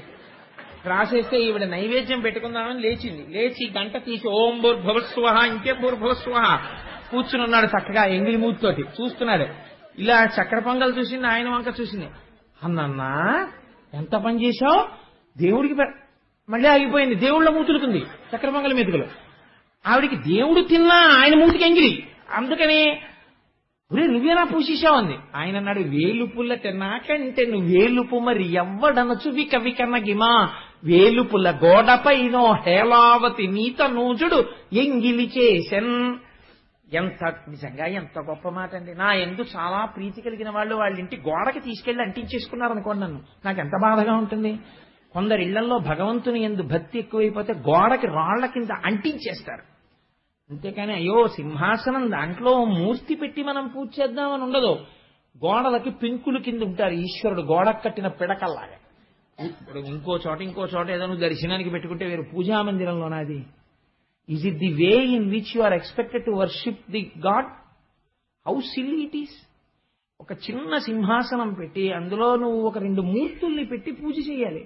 నువ్వు వాళ్ళకి రేపొద్దున్న ఎప్పుడైనా అభిషేకం చేయవలసి వస్తుంది. ఎలా చేస్తావు? గోడ మీద వాటర్ జెట్టు పెట్టి కొట్టాలంతే. ఏమిటది? అది దానికి ఒక అర్థం ఉండదు. ఇలాంటి మౌఢ్యంతో పనులు అప్పుడే చెప్పేశాడు కృష్ణుడు. అందుకని పెంకుల మీద ప్రింట్ వేసేవాడు, దాన్ని అంటించుకునేవాడు. కాబట్టి ఇవి తీసుకొచ్చి ఆయన వాటన్నిటిగా గోడకి ఎంత స్పష్టంగా వాడారో చూడండి. పోతన గారు వేలుపులటె నాకంటెను వేలుపు మరి ఎవ్వడనుచు వికవికనగిమా వేలుపుల గోడ పైనో హేలావతి. ఇది చెప్తుంటే యశోదాదేవి పకపక నవ్విందిట. ఓ వెరి నవ్వులు నవ్వేదానా, మీ అబ్బాయి పూసేశాడండి. ఎంత మౌఢ్యం విరగ్గొట్టే ప్రయత్నం చేశాడో చూడండి ఆయన. సరే, అందుచేత బాబు నేను ఇది ఏదో లీల చెప్పాను కానీ రేపు పొద్దున నా చొక్కా పట్టుకోకండి, మా ఇంట్లో ఉందండి అని ఒక్కొక్కసారి ఒక్కొక్క ఇంటికి వెళితే మీరు మా పూజా మందిరంలోకి రాకండి అన్నారు సార్ ఒకళ్ళు. అంటే నేను ఆశ్చర్యపోయాను. అదేంటంటే నేను స్నానం అవన్నీ చేశాను, అదేంటి నన్ను రావద్దంటున్నారు అన్నాను. అంటే మీరు ఉపన్యాసాల్లో చెప్పేవి కొన్ని మా ఇంట్లో ఉంటాయండి, మీరు అక్కడి నుంచి మళ్ళీ ఏ స్టేజ్ మీద చెప్తారేమో భయం, అందుకని చూడకండి. నాకు అదో చిన్న బలహీనత, స్టేజ్ మీదే గుర్తొస్తుంటాయి నాకు. అందుచేత ఎలా ఉంటుంది ప్రపంచం అంటే ఇలాంటి దాన్నే పరమాత్మ విమర్శించి చూపించారు. అది మార్చుకోమని కానీ కోటేశ్వర గారు చొక్కా పట్టుకోమని కాదు. కాబట్టి ఇంకొక చోటుకి వెళ్ళారు. వెళ్ళి ఆ ఇంట్లోకి వెళ్ళి శుభ్రంగా ఉన్న వెన్న తినేసి కోడలి మూతింజరిమిన కోడలు ముచ్చనుచు అత్త కొట్టెల తాంగి. ఇంకో చిత్రం ఏమిటో తెలుసా అండి? వారి ఇల్లు సొచ్చి కడవల దూరంబుగా నెయ్యి త్రాగి ఆ నెయ్యంతా తినేసి వెళ్ళిపోయే ముందు అత్త కోడలు కలిసి పడుకుని ఉన్నారు. ఆ కోడలి మూతికి నెయ్యి రాసి వెళ్ళిపోయారు ఆయన. పొద్దున్నే నిద్ర లేవగానే అత్తగారు కడవల వంక చూసుకుంది, నెయ్యి లేదు. కోడలు మూతి వంక చూసింది, నెయ్యి ఉంది. ఆసి ముచ్చ రాత్రి తినేసావా నెయ్యి అంతాను అని కోడల్ని పట్టుకుని చావ కొట్టేసింది. ఎందుకంటే ఆ లీల ఈయన నవ్వుతున్నాడు కిటికీలోంచి చూసి. అంటే అత్త కోడలకి నేర్పవలసినటువంటి గొప్ప ధర్మం ఒకటి ఉంటుంది. ఐశ్వర్యము దేని వల్ల పెరుగుతుంది? ఇంటికొచ్చిన మహాత్ముల్ని ఆదరించడంలో పెరుగుతుంది. ఆయన వచ్చినప్పుడు అత్తగారు ఇంటికి యజమానురాలెవరో ఆవిడే తీసుకెళ్ళి ఇవ్వాలి ఆయనకి. అయ్యా మీరు తీసుకోండి అని ఒక పండో ఫలమో ఇవ్వాలి. లేదా తర్వాత ఐశ్వర్యం ఎవరి వల్ల నిలబడాలి? కోడలి వల్ల నిలబడాలి. ఆ ఇంటి ఐశ్వర్యం కోడలకి నేర్పుకోవాలి. అమ్మా వారు వచ్చారు పెద్దలు, నువ్వు పట్టుకెళ్ళి కాఫీ లేకపోతే నువ్వు పట్టుకెళ్ళి కాసిన పాలి వారికి అని నేర్పాలి. అది నేర్పుకోలేదనుకోండి, ఇగో ఆయన వచ్చినప్పుడే తలుపేసేయకుండా కనపడుతుందేమో అని దాచేశారనుకోండి, కోడలకి ఇది అలవాటు అవుతుంది. ఇద్దరికి ఆఖరికి ఈ ఇటువంటి పిచ్చి ఎక్కడికి వెళ్ళిపోతుందంటే వాళ్ళిద్దరూ కొట్టుకునే స్థితికి వచ్చి విడిపోతాయి సంసారాలు తప్ప ధర్మమునందు పూనిక ఉండదు. కాబట్టి అత్త కోడల్ని సంస్కరించుకోవాలి. తండ్రి దానం చేసేటప్పుడు కొడుకుని పక్కన పెట్టుకోవాలి. కొడుక్కి కూడా అలవాటై రేపు వృద్ధిలోకి వస్తాడు. అది మహాధర్మం. అది నేర్పారు స్వామి. అలాగే ఇమ్మగువ తన్నువాకిట గుమ్మరుచో చీరి నిలుపుకొని పేరడగన్ కెమ్మో వికొరికి వడిజన ఈ బాలుడు జగతిని మున్నిట్టి బిడ్డ చక్కంబడనే. ఇంకో ఆవిడంది, అమ్మ మా అమ్మాయి ఏమో వీధిలో నించుంది, సాయంకాలం నించుని చక్క తలనిండా పూలెట్టుకుని అలా నిలబడ్డం కూడా ఎంత హొయలుగా నిలబడిందంటే గడపకి ఇలా భుజం వాల్చి కుడికాలు మీద నిలబడి ఎడంకాలు ఇలా అడ్డంగా వేసి కృష్ణుల్లా త్రిభంగిలా నిలబడి ఆ జడిలా తిప్పుకుంటూ నిలబడి అలా వెళ్ళిపోతుంటే కృష్ణుని అబ్బాయి ఇలా అంటే ఆయన చాలా యువర్స్ మోస్ట్ ఒబీడియంట్లీ కింద ఉంటాడు. దవగబాయి ఇలా చేతులు కట్టుకుని లోపలికి వచ్చాడు. ఈ పేరేమిటాయ్ అంది ఇలా నిలబడి. ఆయన చూశాడు, చూసి అన్నాడు ఇలా రా చెప్తానన్నాడు. ఆ ఇలా నించున్న ఆవిడ వంగింది, ఏమిటి అని ఇలాగా తక్కడ కింద పెదవ కొరికేసి వెళ్ళిపోయాడు పరిగెత్తుకు. కిమ్మోవి కొరికి వడిజన ఈ బాలుడు జగతిని మున్నిట్టి బిడ్డ చదువంబడనే. ఇలాంటి పిల్లలు ఎక్కడైనా ఉంటారా? ఎందుకమ్మా పేరు అడిగితే పెరిగి కొరికేది ఏంటి అంటే మనకి కుమారీ శతకం అని పూర్వం ఒకటి ఉండేది. ఆడపిల్లలు ఎలా ప్రవర్తించాలి అని ఇప్పుడు నేను చెప్తానని దెబ్బలెడతారేమో కానీ భాగవతం చెప్తున్నావు భయం ఏమిటి చెప్పేస్తాను. నిష్కారణంగా ఆడపిల్లలు అసుర సంధ్య వేళలో అలంకారం చేసుకుని బయట నిలబడి జడలు తిప్పడం, కనబడ్డ ప్రతివాణ్ణి పిలిచి ఏవో ఊసుపోని కబుర్లు చెప్తూ ఉండడం, ఇలాంటివి చెయ్యకూడదు. స్త్రీ వలన ధర్మం నిలబడుతుంది, ప్రవర్తన తెలియాలి. అలా వీధి గడపల దగ్గరికి వచ్చి నిలబడి వీధిలో వెళ్ళిపోయే వాళ్ళందరినీ పిలిచి వాళ్ళని నిలబెట్టి మాట్లాడడం అది చెయ్యకూడదు. నీ బ్రతుకు పాడైపోతుందని చెప్పడానికి అలవాటు మార్చుకో. కిమ్మో వికరికి వడజన ఈ బాలుడు జగతిని మున్నిట్టి బిడ్డ చక్కంబడనే. పైకి చాలా హాస్యాస్పదంగా ఉంటుంది లీల, లోపల గంభీరమైన అర్థం ఉంటుంది. చేబంతి తప్పెపడనని ఒకళ్ళింట్లోకి వెళ్ళాడు. ఎంత చిత్రంగా చెప్పాడంటే, యాండి యాండి ఆడుకుంటుంటే మా బంతి మీ గోడ దాటి లోపలికి వచ్చింది, తీసుకోవద్దా అండి అన్నాడు. అంటే అయ్యో అదేంట్రా అబ్బాయి తీసుకో అన్నారు. గేటు తీశారు, లోపలికి వెళ్ళాడు. చేబంతి తప్పిపడినని ప్రాబల్యము తోడ వచ్చి స్నానము చేయు. వాళ్ళ కూతురు స్నానం చేస్తోంది. స్నానం చేస్తుంటే ఆ అమ్మాయి స్నానం చేస్తూ గోడ మీద వేసుకున్నటువంటి చీర తీసుకుని పారిపోయాడు. బంతి తీసుకుంటానన్నవాడు. ఎందుకు అలాంటి పని చేయడం అంటే, చేబంతి తప్పిపడినని ప్రాబల్యము తోడ వచ్చి భవనము వెనుకన్, ఆ భవనము వెనకాతల ఉన్నటువంటి స్నానాల గదిలో స్నానం చేస్తున్న ఆడపిల్ల యొక్క వలువలు తీసుకుని పారిపోయాడు. అది ఆ లీలలో. అంటే స్నానం చేసేటప్పుడు దానికి ఒక హద్దు ఉంటుంది. ఎందుకంటే సూర్యచంద్రాది గ్రహములు ప్రకాశిస్తున్నటువంటి సమయంలో ఒంటి మీద వస్త్రం లేకుండా దిగంబర స్నానం చెయ్యకూడదు. అది జలాధిదేవత అయినటువంటి వరుణుడి పట్ల అపచారం. ఇలాంటి తప్పు పనులు చేసేటటువంటి వాళ్ళకి ఒక పాఠం చెప్పడానికి ఆయన వస్త్రం తీసుకెళ్లిపోయాడు. ఒంటి మీద బట్ట కట్టుకుని ఉండాలి, స్నానం చేసేటప్పుడు కూడా ఏదో ఒక వస్త్రం ఉండాలి అన్న ఎరుకలేని నీకు వరుణుడి పట్ల అపచారం చేసి నీకు బట్టలు ఎందుకు అని బట్టలు పట్టుకుపోయాడు.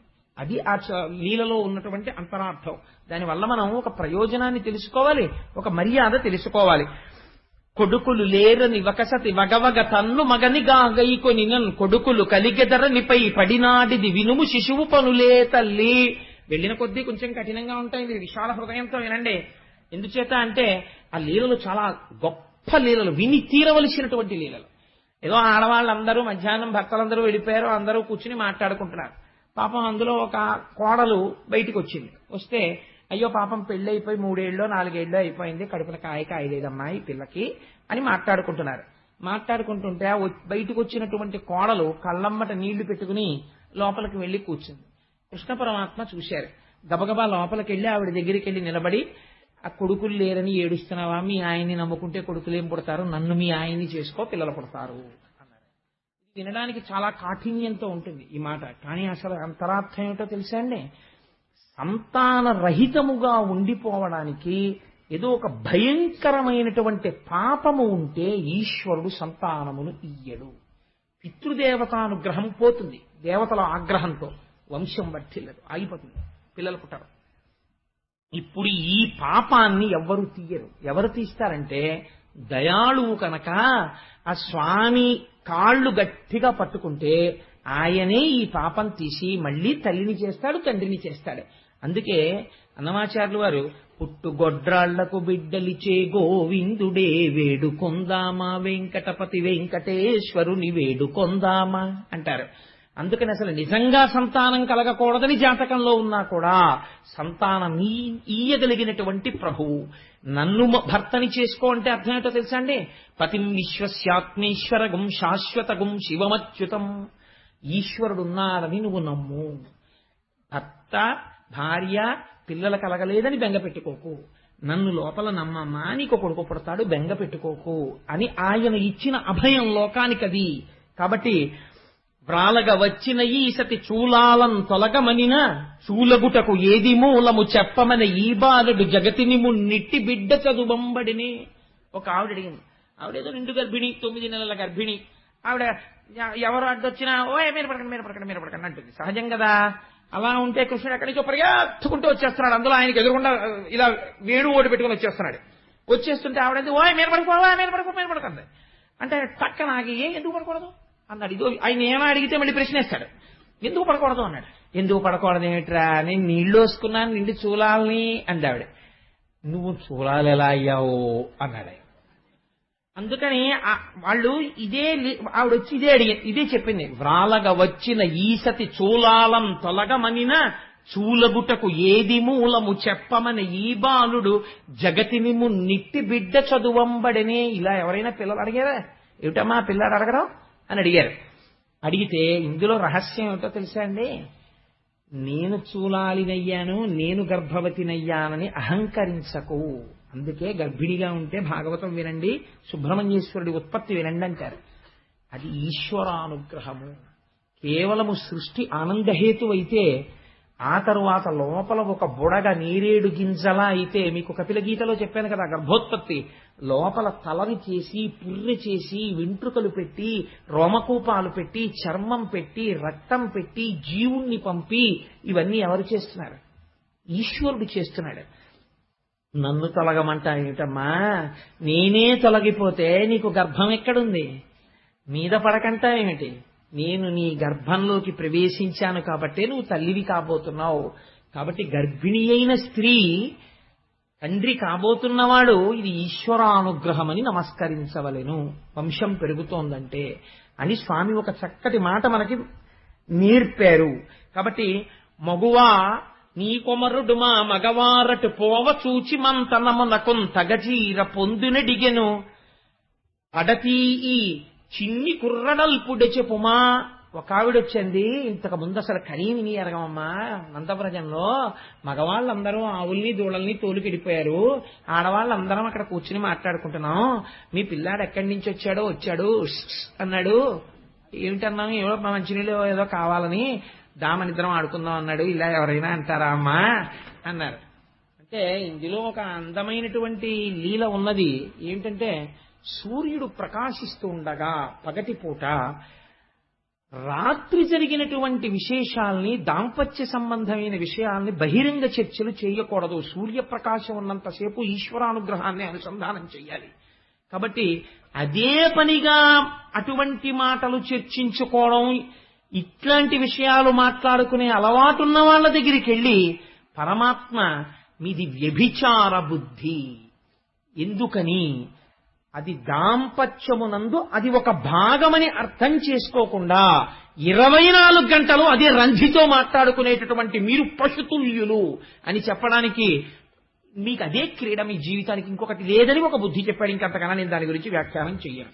కాబట్టి నా కొడుకును నా కోడలు ఏకతమున్న పెనగ పాము నీతడు వేయినవన్ కోకలెరుంగక పారిన కూకలిడె నీసు తుండుకునమెగునాఠ్య. పైకి చాలా కఠినంగా అనిపిస్తాయండి, చెప్పకపోతే జీవితంలో తెలియవు. దేశం పాడైపోవడానికి, కుటుంబాలు పాడైపోవడానికి కారణాలన్నీ ఆ లీలల్లో ఉన్నాయి. అందుకని నేను చెప్తున్నాను, ఇవి పరమ పవిత్ర పాలకొండ లాంటి మనస్సుతో మీకు చెప్తున్నాను ఈ లీలలో. ఇదేంటి, నా కొడుకును నా కోడలు ఏకతమున్న పెనగా మిట్ట మధ్యాహ్నం వేళ ఆవిడ కొడుకు కోడలు అమ్మ బయట పడుకో అని తలుపేసి వాళ్ళిద్దరూ దాంపత్య సుఖాన్ని అనుభవిస్తున్నారు. చూశాడు కృష్ణ పరమాత్మ. ఎక్కడి నుంచి పట్టుకొచ్చాడో పావునో దాన్ని పట్టుకొచ్చాడు. కిటికీలోంచి ఆ పావును తీసి వీళ్ళ మీద పారేశాడు. పారేసేటప్పటికీ ఒంటి మీద నూలుపోగు లేదు, పావు వచ్చేసింది. ఆ పావును చూసి భయపడి వీళ్ళు తలుపులు తీసుకుని బయటకు వచ్చేశారు. వచ్చేగానే ఊరుకున్నాడా, లౌడ్ స్పీకర్లా అరిచాడు, ఓయమో రండి రండి రండి రండి అన్నాడు. అందరూ వచ్చి బయటకు వచ్చి చూశారు. ఏమిటమ్మా నీ కొడుకు చేసిన పనులు? నా కొడుకును నా కోడలు ఏకతమున్న పెనగ పాము నీ తడువే ఇవన్ కోకలెరుంగక పారిన కూకలిడె నీసు తుండు గుణమెగునాఠ్య. అంటే ఇందులో ఉన్న రహస్యం మీకు నేను ఆ దక్ష ప్రజాపతి, ఆ తరువాత హిరణ్యకశిపులు పుట్టే ముందు కపిలుడు, కశ్యప ప్రజాపతి, దితి దగ్గర చెప్పాను. వంశంలో దారుణమైన పిల్లలు ఎందుకు పుడతారో తెలుసా అండి? కాలము కాని కాలమునందు రమించకూడదు దంపతులు. అలా రమిస్తే ఉగ్రభావనలు కలిగినటువంటి వాళ్ళు, దేవతా తిరస్కారం చేసేవాళ్ళు జన్మించి ఐశ్వర్యం వెళ్ళిపోతుంది. అందుకే కొన్ని ఇళ్లలో అంటారు, మహానుభావుడు వాళ్ళ ముత్తాతగారిటువంటి వాడు, తాతగారిటువంటి వాడు, తండ్రిటువంటి వాడు, ఈయన విషయంలో చూడండి ఐశ్వర్యం హారతి కర్పూరంలో అయిపోయింది, ఎన్ని దురలవాట్లో ఎలా వచ్చాయోనండి అంటారు. ఇది రావడానికి కారణం జనన సమయమునకు హేతువైన ప్రవర్తన తల్లిదండ్రుల యందు లేకుండుట. కాబట్టి సూర్యుడు ప్రకాశిస్తుండగా కృతజ్ఞతా దోషం అంటుకుంటుంది. అటువంటి భయంకరమైనటువంటి ఫలితాలను ఇస్తారు దేవతలు. కాబట్టి ఆ పని చెయ్యకూడదు. కాబట్టి ఇది పశుకామము అని చెప్పడానికి పావుని విసిరాడు స్వామి. లోపల ఎంత గొప్ప రహస్యం ఉందో చూడండి. పోయమ్మ నీ కుమారుడు మా ఇండ్లను పాలు పెరుగు మన నీడమ్మ పోయదమెక్కడికైనను మాయన్నుల సురభులాన మంజులవాణి. ఆఖరికి వాళ్ళు అన్నారు, అమ్మా ఇంకా నీ కొడుకు ఎలాగో మా ఇంట్లో పాలు పెరుగు బతకనివ్వడు, ఈ ఊరు విడిచి వెళ్ళిపోతామమ్మా, ఈ ఊళ్ళో ఆవుల మీద మా అన్నగారైనటువంటి నందమహారాజు గారి మీద ఒట్టు, మేమందరం వెళ్ళిపోతున్నామమ్మా అన్నారు. అంటే ఆవిడ చూసి అంది, ఇవన్నీ ఎప్పుడు చేశాడంది? ఇవాళ పొద్దున్నే లేటెస్ట్ క్రైమ్స్ ఇవన్నీ. పాత చార్ట్ షీట్ కాదు ఇది, కొత్తగా ఇవాళ పొద్దున చేశాడమ్మా. ఎక్కడున్నాడు? ఇంట్లోనే మొలగంట టింగ్ టింగ్ టింగ్ టింగ్ అని మోగుతుంటే గోడవారు ఉన్నాడు. పిలిస్తే వచ్చాడు. ఆవిడేమో పాలిస్తే అమ్మా నేను ఆడుకుని వస్తానమ్మా అని వెళ్ళాడు. అమ్మ ఆకలేసేస్తోందమ్మా అని ఇంట్లోకి వచ్చి అప్పుడే బువ్వ తిని పడుకున్నాడు. ఆవిడంది, అమ్మాయి ఎంత అన్యాయం అమ్మా, నా కొడుకు అందంగా ఉంటాడు బుజ్జి కృష్ణుడని మీరేమో ఇన్ని చాడీలు చెప్తారా? అన్యమెరుగడుతన ఎంత నాడుచుండు మంచి వాడితడెగ్గులు మనరమ్మ రామలార త్రిలోక అభిరామలార తల్లులార గుణవతీమ తల్లులార అందావిడ. అన్యమెరుగడుతన ఎంత నాడుచుండు. అయ్యో మా అబ్బాయికి కింద 2 పళ్ళు పైన 2 పళ్ళు అంతే, 4 దంతాలు వాడికి. నోట్లో వేలెడితే కొరకలేడమ్మా. వాడి మీద ఇన్ని నేరాలు చెప్తారా? పాపం వాడికి ఏం తెలుసు, నా ఒళ్ళో ఉన్నాడు, ఇక్కడే ఉన్నాడు, నేనే పెట్టానన్నాం. ఇంత వెన్న తినేశాడా? వాడికి ఉన్న ఇంత చిన్ని బొజ్జకి అన్నన్ని అబద్ధాలే, అలా చెప్పకూడదమ్మా అంది. చిత్రం ఏమిటో తెలుసా అండి, ఇవన్నీ ఒక్కొక్కళ్ళు చెప్తుంటే అందరిళ్లలో తను చేశానని ఆయనకు తెలుసు. వాళ్ళు చెప్తున్నప్పుట అమ్మ ఒళ్ళోనే పడుకుని దూరంగా పరిగెత్తలేదు. కాంతలు తల్లితో తన వికారములెల్లగణింప భీతుడై శాంతుని పెంపునన్ పరుమ సాధుని పెంపున గోలమాక్కి విభ్రాంతుని కైవడిన్ జడుని భంగి కుమారకుడురకుండే ఏ వింతయులేక తల్లి కుచవేదికపై తలమోపియాడుచున్. అమ్మ ఒళ్ళో పడుకుని ఆ పమిట కొంగు నోట్లో పెట్టుకుని వాళ్ళు అలా చెప్తుంటే కన్నార్పకుండా వాళ్ళ వంక చూసి నీ చేశానా అన్నట్టుగా మళ్ళీ ఇలా అమ్మ వంక చూసి అనేవట. అమ్మ ఇలా వీడి వంక చూసి no I refuse this charge, నువ్వు చేసి ఉండవు అనేది. మళ్ళీ రెండో ఆవిడ చెప్తుంటే మళ్ళీ ఆవిడ వంక ఇలా చూసి కొట్టేస్తుందేమో అన్నట్టుగా అమ్మ అని ఇలా భయంగా చూసేవట. మళ్ళీ అమ్మ ఏం పర్వాలేదని ఇలా నిమిరితే మళ్ళీ పడుకునేవట. ఇలా కాంతలు తల్లితో తన వికారములెల్లగణింప భీతుడై ఎంతో భయపడిపోయిన వాళ్ళ సాధుని సొంపునన్ చాలా అమాయకుళ్ళ ఏ తప్పు చెయ్యని వాళ్ళ జడుని భంగి. అసలు చెప్తే తప్ప ఇలాంటి అల్లరి ఉంటుందా ప్రపంచంలో? అసలు అలా వెన్న దొంగతనం చేస్తారా? అలా ఆడవాళ్ళతో మాట్లాడతారా? అలా కూడా మాట్లాడతారా అన్నట్టుగా చూసేవట. జడుని భంగి కుమారకుడు రకుండే. ఎక్కడ ఏ వింతయులేక తల్లి కుచవేదికపై తలమోపి ఆడుచున్. అమ్మ కొగ్గుతో ఆడుకుంటూ అలా చూస్తుంటే అమ్మ పొంగిపోయి వాడి బుర్ర పట్టుకుని ముద్దులు ఎట్టేసుకుని ఆ చిన్ని కృష్ణుడిని, మా అబ్బాయి అలాంటి వాడేమి కడుపండి అవతలకది. చూసారా ఎలా గెలిచేశానో మా అమ్మ ఒళ్ళో పడుకుని అని ఓ దొంగ నవ్వు నవ్వేడు వాళ్ళ వంక చూసి. వాళ్ళు అన్నారు, అవును ఇప్పుడు ఎందుకు తెలుస్తుందిలే, ఇన్ని ఇళ్లలో జరిగింది నీ ఇంట్లో జరగదేమిటి?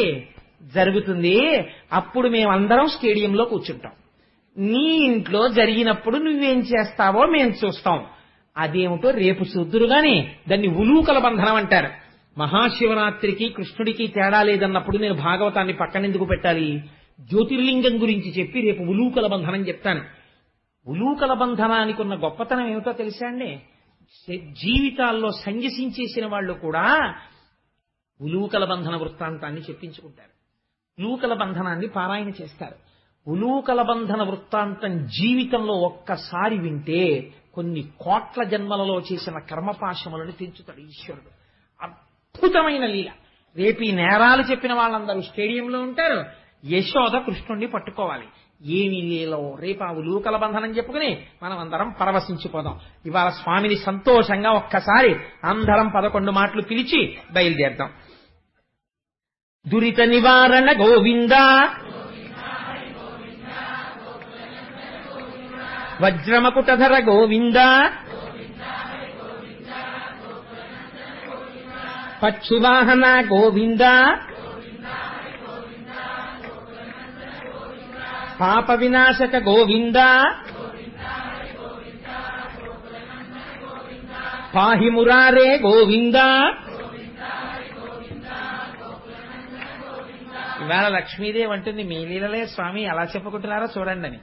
తరించిపోయారే నా గురించి చెప్పుకుని. మనస్సులకు పట్టుకున్నాడు కదా ఏదో రకంగా కృష్ణుడు, చాలు అలా తీసేశాను వాళ్ళ పాపాలంటాడు స్వామి. నందనందన గోవింద,